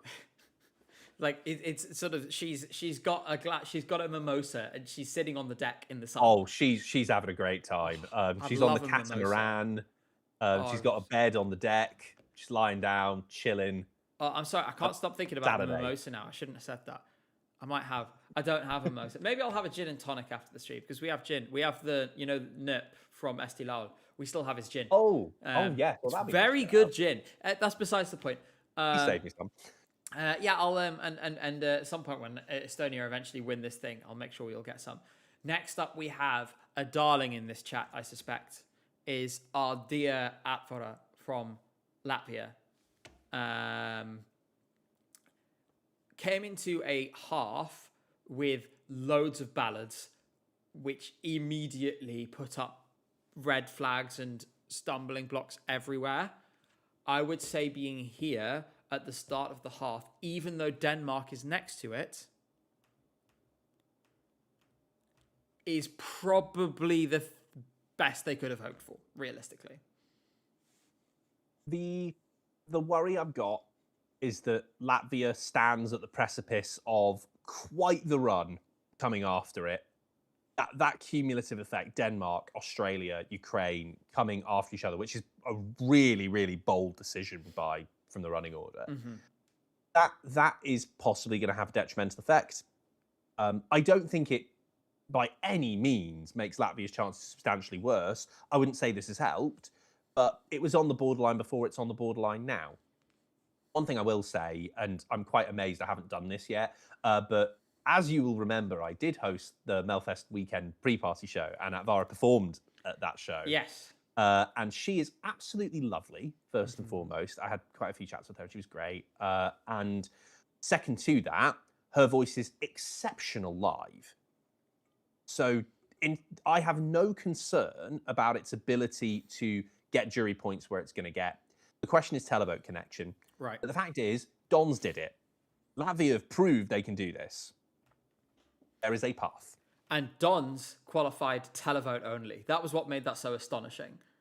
I gasped in the room when that happened. I remember. Malmo, I wish you all could have seen what it was like in the press center when Dons qualified. Feet. Literally, everyone all at once went, "Whoa!" Like it was the gasps. It was really quite something to behold.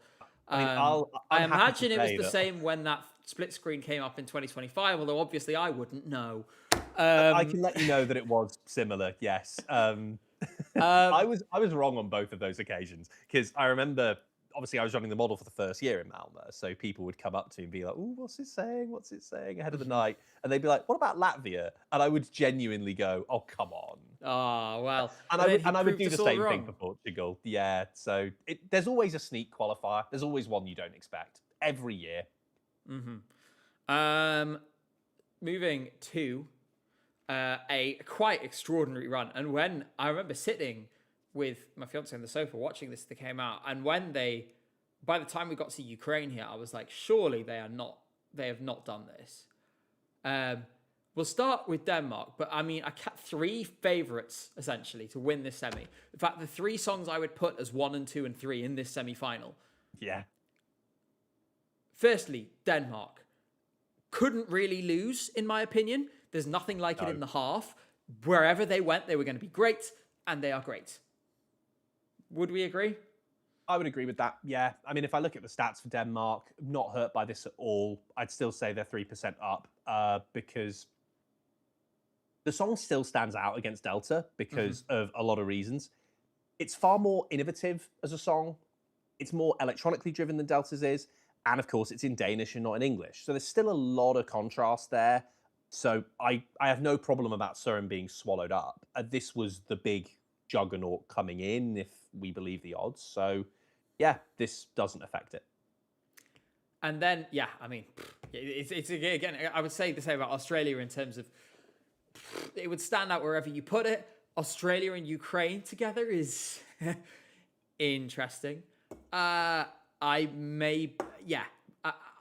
kind of looking at this half. There's so much ballad that I kind of see that they had to make some maybe suboptimal choices. This was one of them.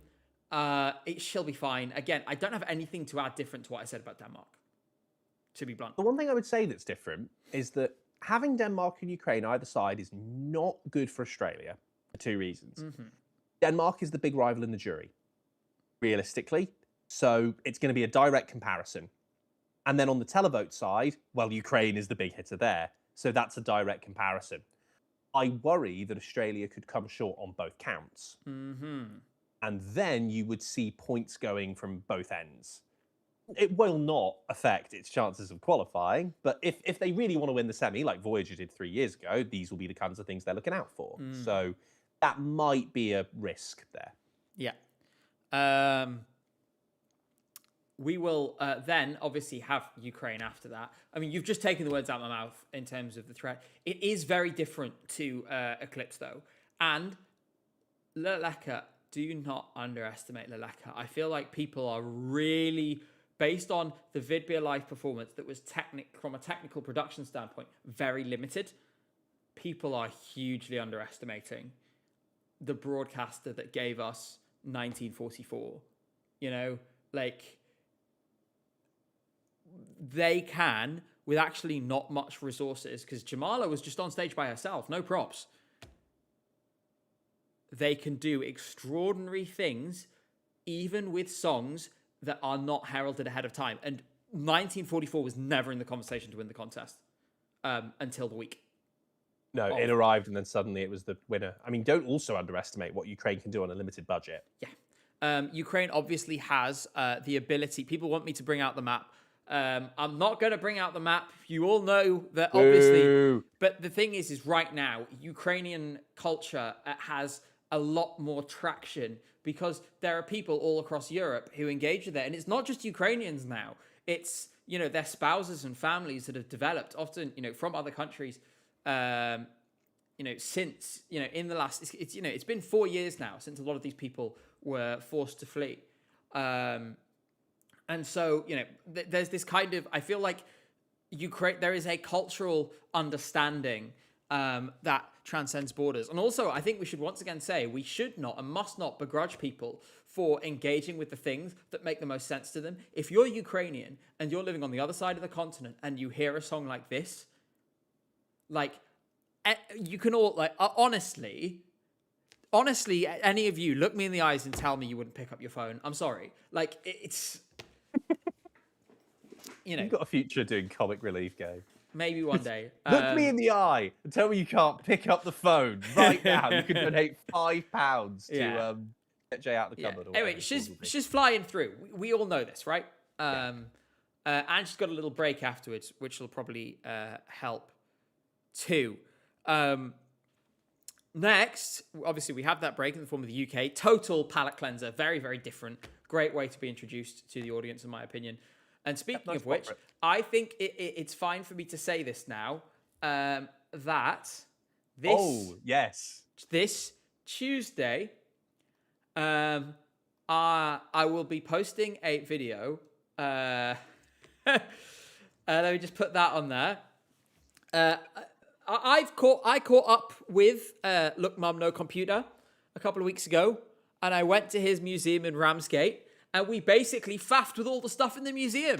And so, thank you very much, Quelpted, who says that thank you very much for your support for the $5 Canadian. So, this is happening, and you will get to see this on Tuesday. And I believe people are very excited about this, apparently. Good. Well, this is exactly the thing that if I would have done something with Sam, it would have probably been this. So this is exactly what you'd want to do. And I feel like it's not too much to tease that people will see some of your musical ability in this. Yes. Right? I will say now, I attempted to play Hold Me Closer by Cornelia Jacobs on the Furby organ. It didn't necessarily go well, but I attempted. No need to apologize. It was basically like that. So yes, that's what's happening on Tuesday, and that's why you're not getting the March news video until next Friday, by which point it'll be really out of date. Oh well. But yes, I am emotionally attached to this. We have 3 more songs. The next is Albania.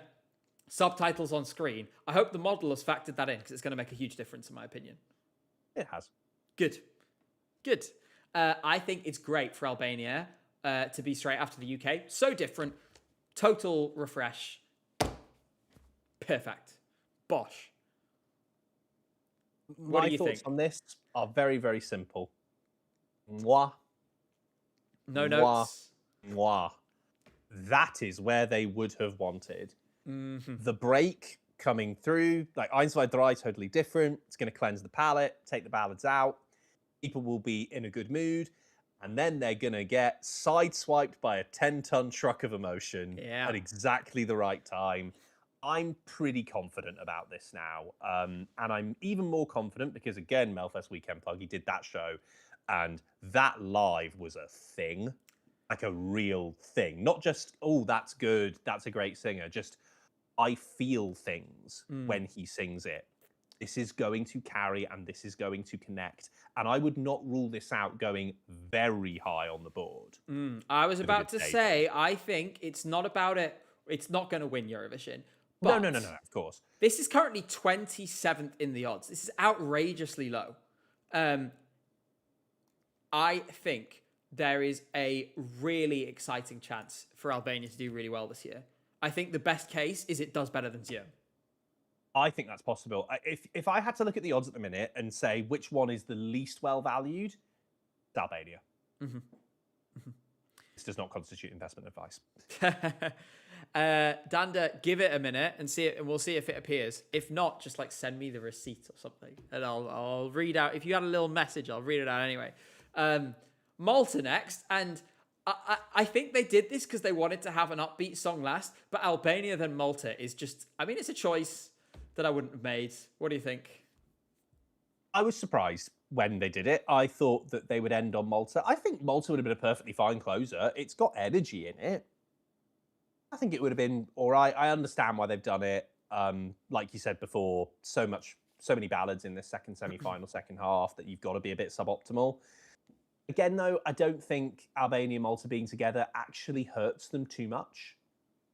I think they were sailing through before, and the fact is 13 and 14 are really where you want to be for that recency bias. You know, one thing people don't talk about in Eurovision simulation or voting is, here's something that you might not have thought about, Gabe. People who vote at Eurovision don't watch the whole show. Really? Okay. They can just rock up. You know, we're like us, we'll be sat down half an hour before, but people are coming back from work. People are coming back from being out for a after work drink. People are just doing other things. They might be channel hopping, accidentally run into it, go, all right, I'll stay on this. What's this? Albania. I quite like that. We really do not talk about that enough. That's why you have recency bias in the running order, because people turn up midway through. Fair enough. Okay, that does make more sense. Firstly, I've got a bunch of super chat. All sorts of things started happening. I got jump scared by Loco Boombox because Käse sent... Käse, which is German for cheese, says Wir 5-6. Look, Mum, no computer featuring Gabe. Not quite. I should say now, we don't play the actual song. Because that is not the way to premiere a first ever live performance. Neurocantat says Aiden and Alice are bonded cats. They can't be separated. I agree. And Officer Balls 87 says Malta mentioned. And Six Upon a Time says, love the bromance between Alice and Aiden. Thank you all for your super chats. I appreciate that very much. Finally, Norway. I would argue in a place they would want to be. Because even though there's not really any direct analogues in this half, they're far away from from Denmark, basically. It's the only vague analogue, and it's the vaguest of vague analogues because it's upbeat. Not upbeat, it's, you know, the tempo is higher, as Norway's is. I think it could qualify. I really think it could qualify. And Ingvild agrees. Thank you very much for the 59 krona, and says, we were lucky, and so was Serbia. People have been, and says, have seen people calling the song creepy in a smell you like an animal way. Stupid, right? Yeah, to be honest, I think it's one of those things. For me, I bring that up when people, I think people brought it up in the context of the Romania stuff. Because they were like, oh, well, the Norwegian song. I don't think many people actually see, like, I think it's kind of, I will say, I played it for Zoe, my partner Zoe, and she found it a bit odd. So that's the more local. I mean, she's been to a couple of Eurovisions. She's not that local, but, you know, still, she had a bit of a reaction to it. So there is still that risk. My feeling on Norway is that the running order doesn't matter too much, but it can take you from 11th to 10th, and that might happen with Norway closing. You think so? Just about, because that does give you a little edge. Closing does give you an edge. It is measurable. However, I would say that if Norway does come 10th, that is a hell of a dodge for NRK. A hell of a dodge. After a terrible national final. Let's be honest, it was terrible. Yeah. I almost worry. I think it'll be worse for Norway long-term at Eurovision if they get through. Mm-hmm. They won't learn the lessons. Exactly, they won't learn the lesson. And unfortunately, that national final needs a lot of work at the minute. I mean, since Stig Karlsson left as head of delegation, it's felt as if Norway have gone 3 or 4 steps backward. Last year they got lucky with Carl Alessandro. This year they might get lucky with Jonas. How long are you going to be lucky? Yeah, precisely. With that, we've come to the conclusion of the semi-finals. That means next up will be not the odds of Albania, nor the world map. It'll be the model. and we're going to have qualifier reveals for this. Firstly, before we get there, a quick message from me. Something's coming in the next few weeks, and I can't tell you exactly what it is. It's something that I'm very proud of, something I've been working on for a while with some friends. And the way to see what it is by signing up to the mailing list on the website, which I'm currently spamming in chat. Why don't you just go there and just fill in your email? Just go there and just put your email in and keep an eye on your emails. Something's coming. Something's coming, and it's going to be really, really cool. And that's all the information you're getting for now. You will have an answer in a couple of weeks' time. And I will not besser you. But yeah, no, allegedly, I've heard, but no, James, I've heard rumors of merch and stuff, but I can't confirm anything for now. Let's look at the model. James, this is something new. We're going to do a live qualifier presentation on stream. How do you feel about this? You know the answers. I don't. I know nothing. I do know the answers. I mean, let me try and introduce this for people who might not know what the model is as well, if you're just tuning into this for the first time. The model is a voting simulation of Eurovision that tries to answer a simple question: what would happen if Eurovision was held today? It's not necessarily a prediction of May, because we don't know all that stuff yet, but it's a good indicator of where we are now. Mm-hmm. And it might help us work out how it happens out in May. So we're going to go through what the model, which comes out tomorrow in full, and you can read that on ESC Insight, where I do this for, is going to say for this week. It's our Easter projection, and you're getting it a day early, which is nice. And Gabe's also getting it early, because Gabe has not seen any of this. So he is reacting, just like you all are, to these results. You're going to get the 10 qualifiers in each semi-final, one by one, and then we're going to go through the whole final. So 12-1 of each jury, like you get at Eurovision, and all of the televote scores, like you get at Eurovision. And also, after last time, it went really well, but I've decided to slow some of it down to make the tension even worse. Oh God! Because last time we were doing so well. I should say the reason we brought this back tonight is particularly because obviously the running order means new information is available, so it does cause substantive changes. In addition to everything else that's going on that makes it vary from week to week. Without further ado, James, shall we discover what the model has as our 10 qualifiers for semi-final 1? Yes, and I would say just hit play on that now. We have hold screens on these, so there will be time for us to chat. But for now, we're going to get into the first semi-final. 15 countries, 10 places to go through. I created a random order for these, so they're not going to be based on whether it's first, second, or third. It's just random order like Eurovision, although not with the three specific. Well, I am shocked by that, James. I'm extremely shocked. 108% through, we said earlier? That's very shocking, James. I'm shocked. Is anyone else shocked? I'm shocked. That is, okay, good for them. Well, I'm pleased for Croatia, because that was slightly, like, after what you said before, I was a bit like, but yeah, that's fine. We're still in the as expected zone. Okay, whoa, hold up. That's new. That is new compared to what we had last time. That's new. Nova Zora, Tamara Zivkovic, grand finalist. She did it! She did it! Oh, that's big. That's big and huge. Let's go. Sorry, I paused it.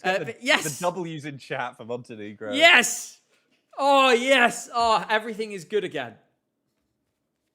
Who's next? I have met Tamara, and she's lovely, and it wouldn't happen to a nicer person. Well, I'm shocked by this development. Are we all going to do the same thing that we do? Because I did it like last year when they qualified. Well, you sit there, because everyone knows it's going to happen. Oh, I don't know. You sit there and you just go like, ugh. Yeah, just roll your eyes back in your head. Oh, yeah. All right, here we are. Well, that's shock. Okay, good. I was pretty sure, but it's you never know, good to see it, you know? For all I know, you mean, could be about to click Estonia and I wouldn't know. I mean, semi-final qualifiers are really tense. I mean, I can say this now. I mean, when I was in Croatia for Dora, I was in the green room with the Thankster team for a semi-final qualifier. It's horrible actually being in the green room with an entry that you're related to. I mean, obviously I didn't work on it, but related with. My God, it's tense in the room if you think this is bad. Well, Whoa. it amps up the more personal involvement you have. It's the same like when Vibe qualified last year, and when it wasn't certain that up Yeah. until when they qualified, it was possibly the worst I've ever felt waiting for a qualifier. I The was emotional release is so one of the best things I've ever seen. yeah. Right, let's continue. Serbia is in. Of Serbia course. got through. Hopefully, no one is surprised by this. I'm certainly not. Makes sense as closer. Let's see who's next. Okay, I have questions. You can ask them. Are you sure? So, Belgium is qualifying because of a big change that I've made to the methodology this week, which is there is an input from, you might have seen, something called the Big Eurovision Prediction Survey. Gotcha. Which is what Dolphin Dane is doing at the moment. There is some data from that in there. And Belgium skews really heavily jury. All right. And in a very televote semi-final, there's actually quite a few jury points on the board. So there is an avenue for this. Okay. So Belgium is in as it stands. Right. I think, come on, please tell me Lithuania is here soon. I can't do this. If I lose Lithuania, I'm going to be very sad. Expected. Okay, that's no surprise. We all saw that coming. Nothing to analyze there. Come on, Lithuania, please. Don't do this to me. After I just glazed Lithuania again so much.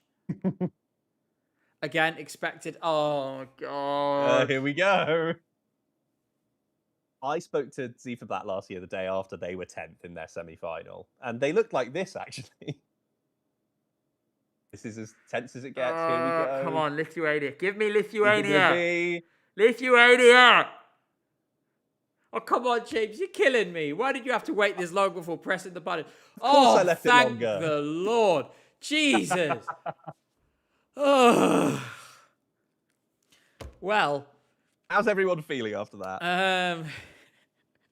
It's incredible how you still get tense just when it's this. We're conditioned to see scoreboards like this now and have the same emotional responses. So if you keep running it through, Okay. you will see a breakdown now coming up on your screen once again of our 10 qualifiers for the grand final. Fun. Finland, Croatia, Montenegro, Israel, Moldova, Serbia, Belgium, Greece, Sweden, and Lithuania go through to Saturday. Very slick. And I have to say, the only thing I'm surprised about there is Belgium. I'd switch Belgium for one of Portugal or Georgia. I don't know who. All of the other 9 I agree with. And I think that is definitely a possibility. I was less confident on Belgium before I saw some of this data that makes me think there's more of a jury path. That's interesting. Portugal could sneak up on us. Georgia has some strength on both bases. That could definitely make it. And I wouldn't ever rule out something like Poland. I would. Next, we'll go to semi-final 2. And so we start again. This one feels more open. So, I mean, gosh, God knows what's going to happen. Let's see how it goes. Another 10 slots on the board. Someone's got to qualify, presumably. Yeah, at some point. I just leave a bit of extra time just in case that you talk a bit too long. Never known. No risk of Never that known this to time, do somehow. that, yeah. Yeah, it's waffle proof. There we go. Here's the Ukraine. first one. Again, we start with one. Not surprised at all. I think Ukraine not qualifying is like a once in a millennium earthquake level event for Eurovision. Next it's up, the Tottenham getting relegated of Eurovision. Oh well, I think it's less likely than that. Czechia again, yeah, 100% on board with this so far. There's been no shocks. I'm waiting for something weird to happen, and you're not giving me anything right now. Not for now. Not for now. Australia through. That's not a surprise with all the hype around Delta. Who's fourth out of the hat, I wonder? Okay, I have her right on the borderline, like 10th, 11th. But I think I'm more pessimistic than most people about this. So again, I would say this isn't surprising to me. And I think on balance, probability is probably going through. Again, she's sailing through. Yachting, catamaraning, Yep. dinghy. No, not dinghying. That would be less classy than Antigone does. She is a Love Islander after all. Yeah, give her a yacht. Norway! I called that. That was, okay, so we're starting to look at some unfortunate losses here, but who will it be? 4 more to come. Next up.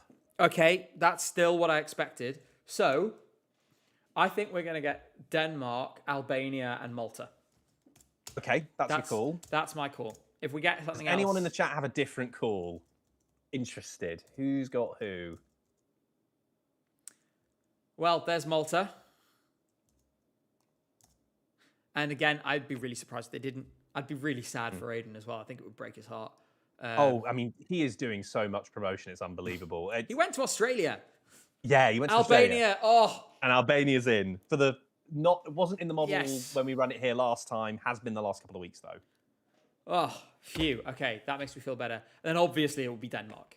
This doesn't feel particularly tense, James. It's come on. You never know. Don't bullshit Never me. know. We all know it's going to be Denmark. You never know. It's You going to never be know. Denmark. If But you do never Luxembourg know. now, That's well, there the we beautiful go. thing. There we go. It's Denmark. Honestly, you try to rage bait me. I am a professional rage baiter. As This the is model has true. shown This in is the like past. a scientifically designed rage baiting mechanism. Officer Balls says Malta mentioned again. If you give that a pause, Gabe, just so we can see the qualifiers for a little bit longer, we have in the final from SF2, Ukraine, Czechia, Australia, Bulgaria, Cyprus, Norway, Romania, Malta, Albania, and Denmark. And they join France, Germany, Italy, the UK, and the hosts Austria, and the 10 from SF1. That's our 25. Yeah. Bulgaria and Norway, in my opinion, are the two that are like at risk here. If I had to swap two out Yeah. for Latvia and then maybe like an Armenia or something, I'd say those two are the ones where I'm like, okay, you're dicing around a little bit. It's this big test for TikTok-y style music, you know, when it comes to Bulgaria, right? So, But opening does help, for sure, on that. now we're here again. This was quite stressful last time. Yeah, we've only just made it back to the tension. And now we will see what happens. I'm going to give this a play. And so the points will start appearing. I'm probably going to just talk through this over time. Fine. I have turned it down a little slower. So we have a little Lou Harney says that you're such a good rage baiter that you could be referred to as a master baiter. That's an old joke. Such Very an old old joke. Come on. What year is it? What decade is it? Let's wipe that feeling away with some points. Here's And some I've points. I've randomized the country order this time. The as UK got well, so points. it'll be a bit different. Switzerland voting first, and there's there's Wales to France. And Not we're off. surprising, in my opinion. I can see that. I'm glad to see Finland get some high points straight away, given that they really did much worse than I expected to last time around. Although, maybe that'll happen again. We'll have to see. Things have been tending closer together. Oh, yes, Albania. Go Albania. Things have been tending closer together, haven't they, rather than further apart. Surprisingly so, yeah. The odds aren't firming up on things yet. I feel like it's been Finland at the top, and then people can't quite decide what the main contender for it is. A whole pack of songs that are kind of together, like France, Greece, Australia. I mean, here we go already. It's there's nothing in it, although of course we are only on country 4, so that would happen. Finland, way to another go. 10. They've got interesting. Finland have got 2 10s and 2 blanks. For me, this is why I think it's underestimating Finland at the moment. Is that I can't see it getting that many blanks from the juries, in my opinion. I think it'll get something from most of them, given how rapturously it was received by the juries in the national selection. Wow, did Greece just give 12 to Cyprus? I would not have expected that. This is new and unexpected information. It just proves the system works, frankly. Finland.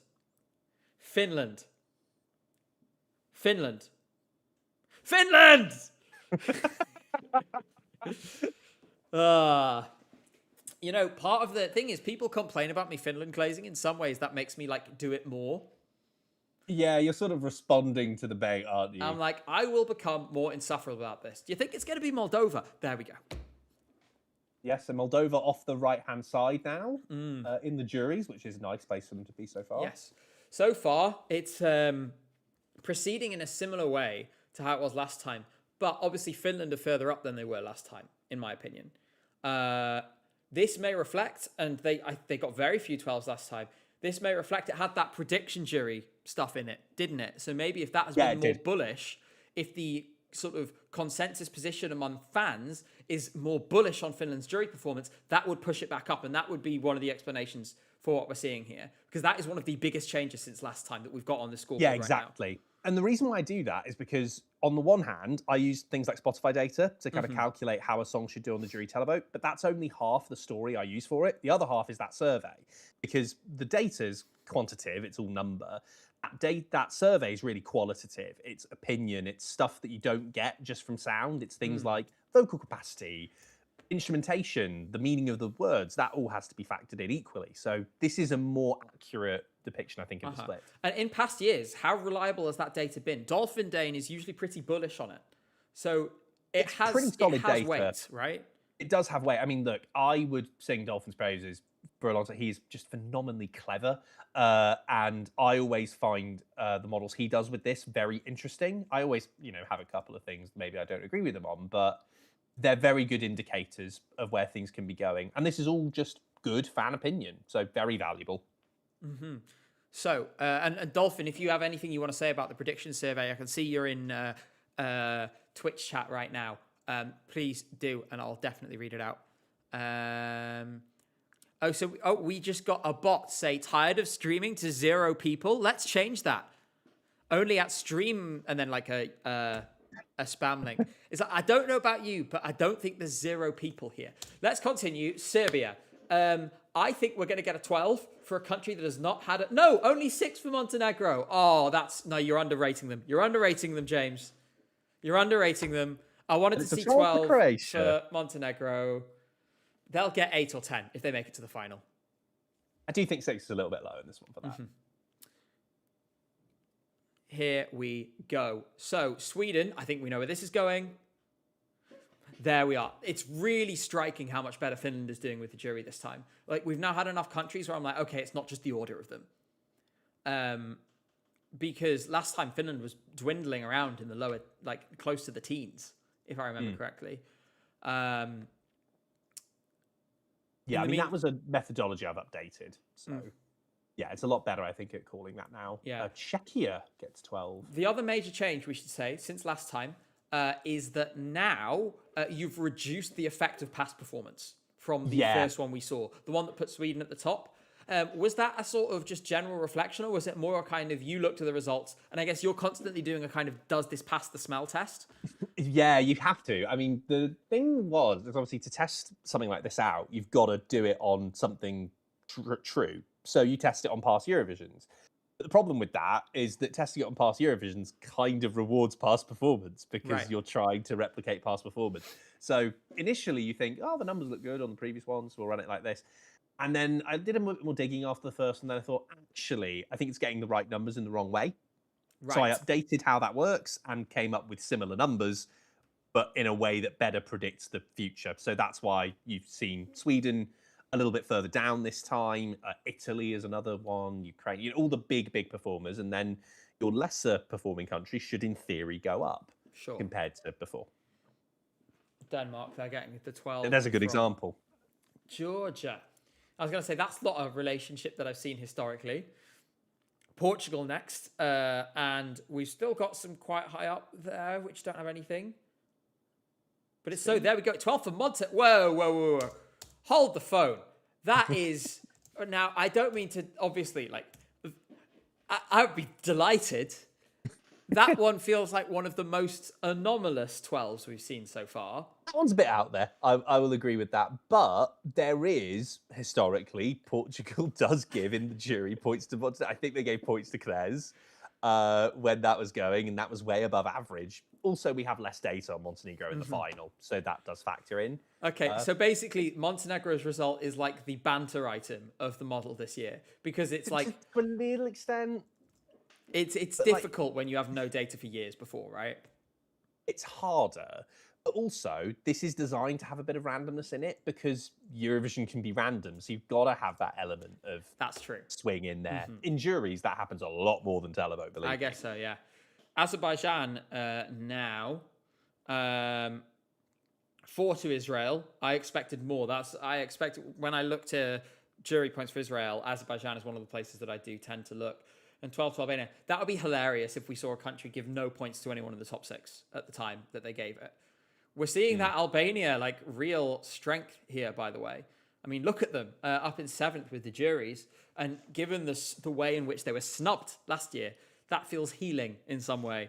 As Denmark takes the 12 to go just above Finland at the moment, which has stalled out. I think I cursed it. They were doing really great, and now they've not got anything in ages. It was overglazed. It was like a Krispy Kreme donut. Oh no, Krispy Kreme donuts are perfectly glazed. They are beautifully someone. glazed. Oh, apparently So- the UK got a point in there somewhere, so I can celebrate that. Yeah, we've got 7 jury points for the time being. Nice. Go us. Why do I feel like this 12 might go to maybe Albania? No, Montenegro again. That someone mentioned Armenia and Montenegro before and is just probably feeling very smart right now because There's a relationship Montenegro there. got 12 from Armenia in like 2014 or something, like in the early 2010s. Yeah, those are the relationships we've got. But can you imagine Novozora gets 2 12s? It's half of the points coming from 2 countries for Novozora at the moment. Croatia next. Finland is really starting to flag. They've not got any points in ages.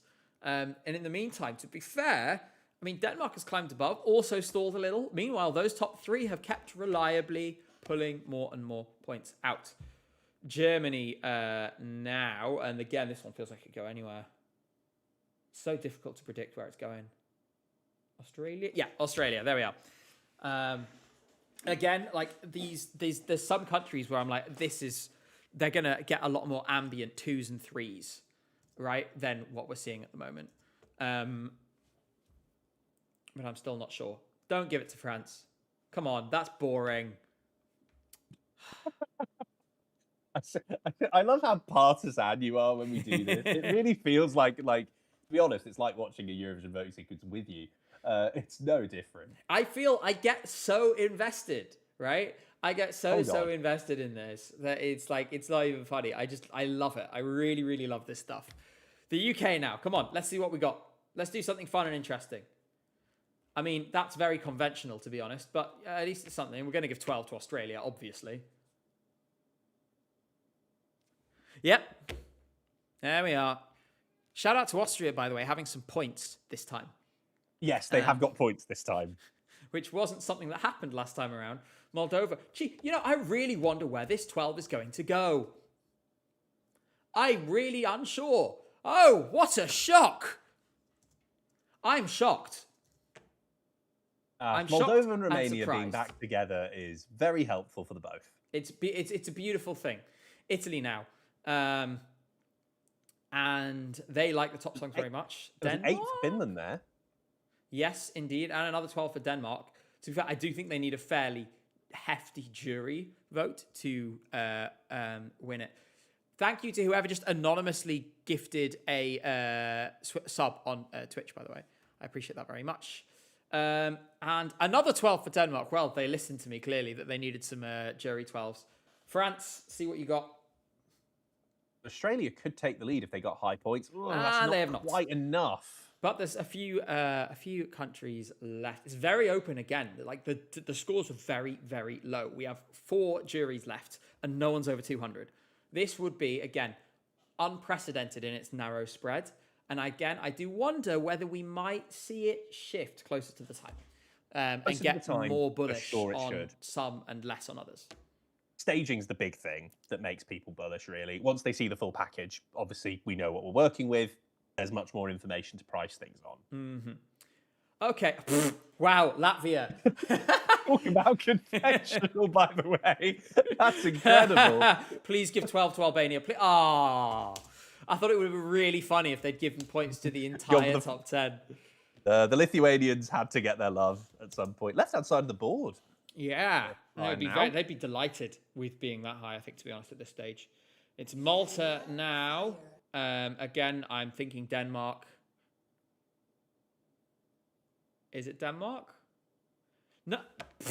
Okay. Well, I'm an idiot. Thank you, Stickheads, for the 52-month streak of 52-month streak of subscriptions to this channel. Well, there we have our top 7 confirmed as we wait for the Austrian 12, which will go to Croatia.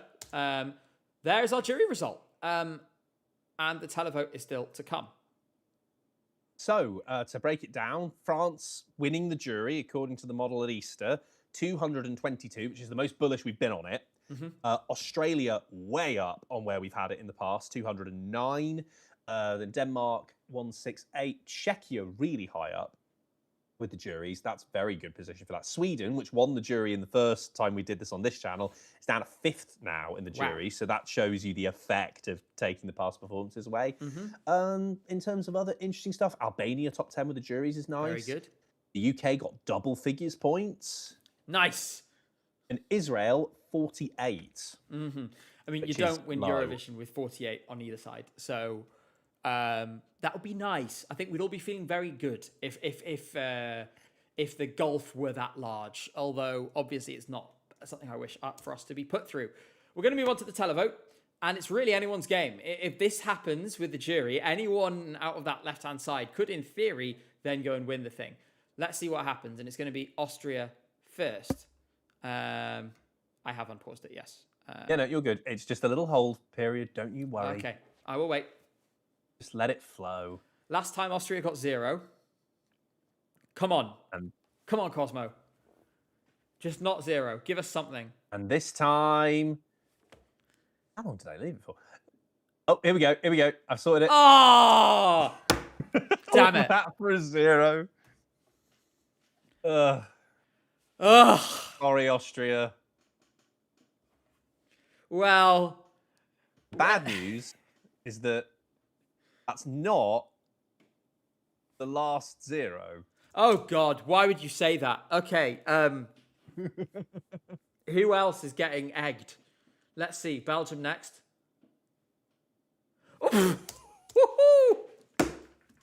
Oh, God. I love 2021.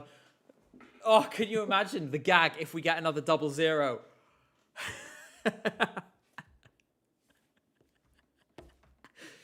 Ouch. The ice was too thin and she fell through. Yeah, it's one that leans towards juries, borderline to get in, very, very competitive on the jury end and the televote end in this one. So, us next. Come on, give us something. Not 0. Please, not 0. 22! 22! 22 points. Look at us go. Look how many points we've got. 20th in the board. Look at all those points. This is like Everest. If we got With 22 nosebleeds. points from the public, I think the whole delegation would be celebrating like mad. I think everyone would just be like, we did it. Oh, I'm delighted. Come on. Germany, less than 20. Come on, let's beat the Germans now. For the 3rd time in 100 years. Come on. You would need 20 to beat us. Way! It's got 10. Take that, Germany. It's like 1966 all over again. And we Off beat the Norway as well. crossbar. Look at us go. James, we're going to finish 21st. 21st, depending, well, if Bulgaria get less than Oh, come 7 on. Don't be ridiculous. in the televote, which they don't. That's a healthy score of 66. Right, Serbia next. Okay, I guess I could see that. It's going to be one of those ones like Wisla where it's quite divisive, so it gets into top 10s, but struggles to get high up. Moldova, this could be big. Yeah, totally agree. 121. I think it'll be more. I have to say. I have a feeling it could be. I still think they're undervalued. Someone pretending to be my cat says Australia is going to win the jury in every year with a 6. Gabe for Australia 2036. I mean, I don't live there. I'm not from there, but sure, why not? And Danda says 33 points for Look Mum No Computer. Welcome back vibe. Yes, indeed. All right. A point of interest now, because Israel, I think, is probably going to win the televote or come close to it. Win. The question there is we go. how big? 270. That is about the same that you had it on last time, if I'm not mistaken. Yes, it's not far off. But hopefully, we can all agree no one wins Eurovision with 318. So let's hope they're not up there for too long. Montenegro is next. And we'll get something at least. High points from Croatia. And yeah, there we go. So I can see that doing very well with Serbia and Croatia struggling elsewhere. And beating Serbia. That would be a good result for them indeed. Lithuania next. Nice. Ouch. I'm guessing diaspora from the UK and not much else, to be honest. Pretty much.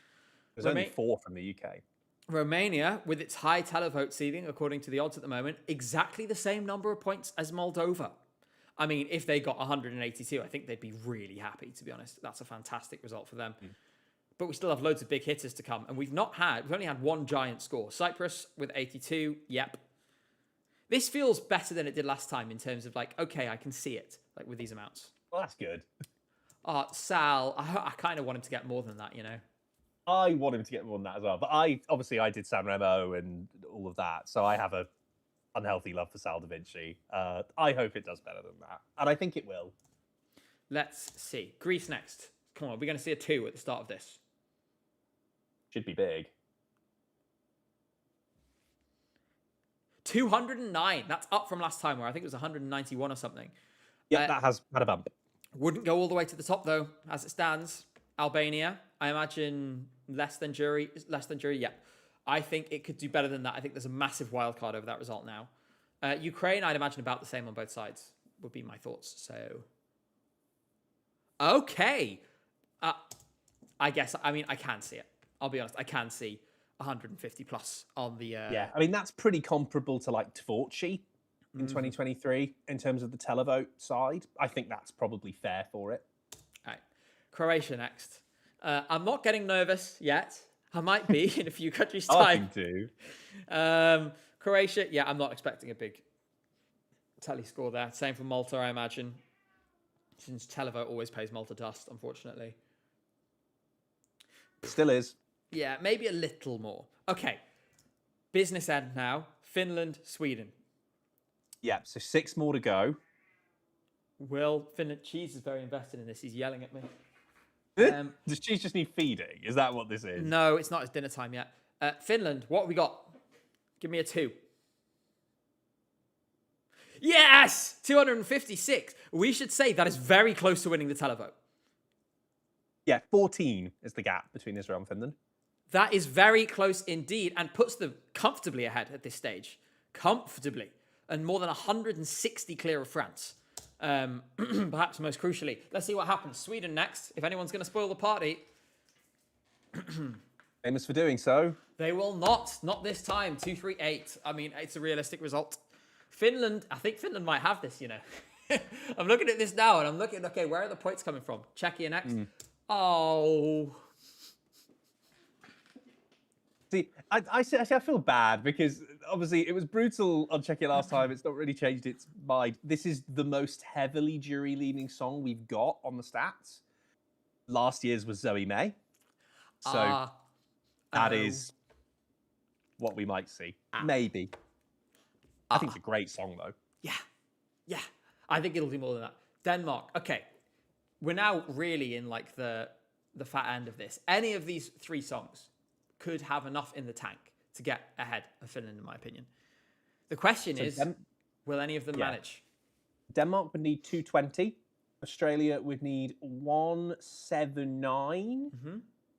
And France would need 166. Those are the target numbers to beat Finland. And obviously, if any of them get over, then a new target number emerges. Yes, indeed. Let's see what happens. Denmark first. Gosh. I would feel, if we ended up in this position, by the way, just saying, sorry to hold you all in tension for longer. Oh, please. If we ended up in this position where it was these 3 left with Finland on the top, I'd be really nervous. But I'll tell you what, I'd be feeling a hell of a lot better than I did at this point in 2025. I'm saying that right now. True. Here we go. Denmark, 163. It's not enough. Knocks Israel down to 3rd, but it's not enough to go into the lead. Denmark, 2nd place. 3-3-1 still is an excellent score. It'll be Australia next, which I think, honestly, less chance. Yeah. Going to be a heavy jury, Lena. For that reason, can't see it winning. So the magic number is 166, Finland or France. That's our split screen. You've got Lyndon Petter on the left, Monroe on the right. If you can imagine that. How many will it be? France does not get enough. Finland wins. For the first time ever. Finally. On the model, Finland wins. Yes, I mean, if you've been following it on ESC Insight, we've had Finland ahead for the past couple of weeks. This is no change from that. But yeah, Finland is leading. What is interesting is the lead was 18 points last week. It's doubled this week, 36 now. We're so back. We are so back. Arm's length ahead. And it's the first, you start to see this little breadth. I mean, it really depends. There's so many factors at play here. We don't know what France is going to do. Staging wise, we don't know whether people will engage with it. We don't know if, Finland potentially could, they have an upside as well, because there's been questions about the national final performance. I'm starting to wonder whether Peter Parkkonen might have been a bit unwell, because I've seen other videos of him singing that song and he was much better. So let's see. But there's the result. I'm just seeing if there's anything that stands out to me as shocking. Romania is the first one I go, wow, what a great result for Romania. I think if they finished 9th, they'd be delighted. I have that down as somewhere between amazing. 12th and 20th at the moment. I don't think it will be 9th in May, personally. Like this is based on the data we've got now, so that odds surge we were talking about earlier, that's present within this. I think that will probably fall away, and therefore Romania in the model probably falls away. I think a lot of those points go to Moldova, though, out of interest. I think Moldova, the real interesting thing for me, I think the wild card on the televote side, all of the scores we've seen today could be achieved by Moldova on a best day. On a very, very best day. On a very, very best day. A 2 in front of the number is possible. Which would be amazing. And weird things start happening if you get, as we saw last year, actually, if things are really split wide open, and there's a big, if you have two things, which is number one, the jury and the televote don't nominate an extremely clear landslide winner as the number one, and number two, the jury can't, the jury and televote favor different songs. And in addition to that, you get this kind of result where it is so split that if any song pretty much had managed to dominate on one side of the scoreboard, it could have won. Yeah, exactly. So this shows someone needs to go and win this thing. This is, I think, the most unpredictable Eurovision I can remember. And I don't think the scores will be this spread out in May, but I don't think they're going to be, they might be more spread out than Basel. And those were already spread out. 450 to me looks a winning total this year. That makes me feel very stressed. There are a lot of reasons for that. One of them is that because the jury rules have changed, Ben at Insight did a great piece on what that's going to do. So the changes in the juries, how that might affect the voting. He did some analysis about all of the jurors we know of who were under 25 at the time they voted to see how different their behaviour was. And you might have thought they were more televote friendly. Weirdly, it's actually the other way round, very slightly.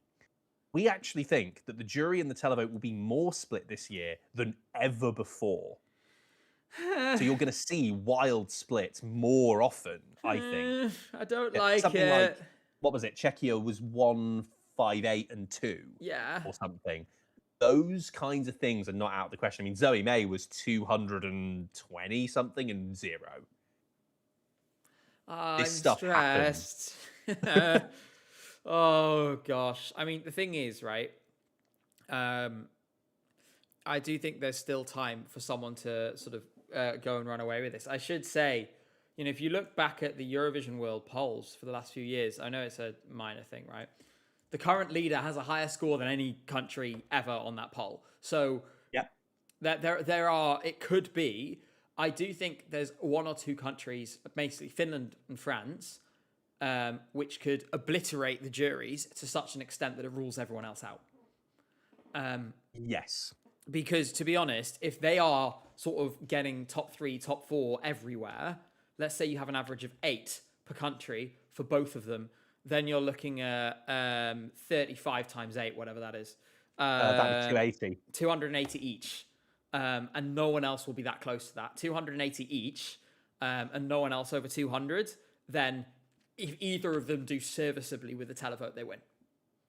Finland's big problem is jury, and I've taken some flack for this, but the reason why it is simply because there's a lot of jury bait this year, and it's a very crowded field to get jury points, and Leakin Hayton is not jury bait. It's in the middle. If we're being generous, probably more of a lean to the televote slightly. Also, Finland's 131 on this. Karia got 150 in the jury, and that was Karia. If we're talking about quality, I don't think anyone could tell me this is better than Cha Cha Cha is. But I think Cha Cha Cha was penalised because his vocals in the second half of that song were complete bin. We can admit it now. We can Bro admit would admit it himself. He can't sing. I think there's a stat line of, I don't believe that we have ever had a song that's not in English go past 200 on the jury. Wow, really? I would have to check that, but that's also a thing that comes into it, and juries more heavily favour English language than televote usually, and that's a trend that we've seen over the past few years. So that's an effect on Leaking Hating. I mean, it kind of affects everyone else because Regard is French. Voila. Tout l'univers. Yeah. 21, but that's French. Oh, yeah. I No, wonder whether that's there's definitely something not to right be then. said for French and Spanish and Italian as major marketable languages. And outside of that, I do think if you took away those languages, it would be true. Yeah, I think you're probably right. Amar Pellish Deutsch. Okay, I think you may have been one guide. I think this is I falling got apart one guide, before our eyes, everyone. Yeah. So someone has guide. said that to you, and you've gone, huh, and then it's sat in your mind, and then it's popped back out now. Yeah, no, that was total. Cancel that. Yeah, Amar Pellish Deutsch was like 370 something in the jury.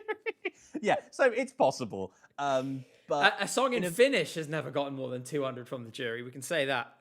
That's for sure. Although would it have in 2006? That's too long ago to compare. Probably not. No. Right. So this is what we have at the moment. This is where the contest stands for now. With that, I think it's time, after 2 hours and 48 minutes, it is time for us to draw this evening to a close. I don't know if there will be a stream next week, because that relies on there being things to talk about next week. If there is, then there will be. If there's not, Benjamin Seshko, thank you very much for the subscription. If there's not, then there won't be. There will be one, and then the week after, there definitely won't, because that's the weekend of London Eurovision Party. The week after that, I'll have all my interviews from London Eurovision Party. So April, being the way April is, things might be a little more spotty, but it's also important to rest up and be ready for May, because that's when stuff really, what there will be in the next couple of weeks. So on Tuesday, you have the Look Mum No Computer video I teased earlier. On Friday, we will have the Everything You Missed in March and also the first 10 days of April news video. So we'll just go through everything. We'll catch up to the international final season. And then at the week after that, I'm planning to do my tier list of all the songs of this year, as we do normally. There may be some more news, some more things that we need to talk about in the meantime. Someone says, thank you for the 199, says, talk about Janice's new album. Janice released an album, James.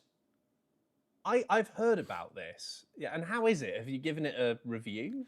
Not yet, but I will at some point, I promise. I've been very busy. It's been a lot going on. Does it need to be a 3-second review to really fulfill the Janicing? Yeah. You have to start talking about this. You have to start doing the review, but then you just have to cut it off. I think the first song was really... on the same wavelength. But yeah, so for today, I want to say thank you all very much for coming. It's been a really, really fun stream. We've talked lots of nonsense and hopefully some good points as well. As always, James, it's been great to have you here. And we will have you back again very soon, I hope. And also, you will come join us in Basel at some point. Not Basel, Vienna. Not Basel. I hope you haven't booked anything in Basel. Yeah, I'll be there in Vienna at some point doing my usual stuff. Always a pleasure to come on here. And if you liked any of the model stuff, that's on ESC Insight, the full one tomorrow of this projection. And I also do stuff like the Eurovision Uncovered podcast, which has 3 great big specials coming out at the end of the month. Like you've never seen before. They are wildly ambitious. Mm-hmm. And it is literally like things you've never seen before, like from perspectives that have never been seen and discussed before. It's really exciting. For now, though, we are going to do our trademark end of stream wave. And we will see you again very soon. Goodbye. Go join my mailing list, by the way. Yeah. Bye, chat. Go to his mailing list.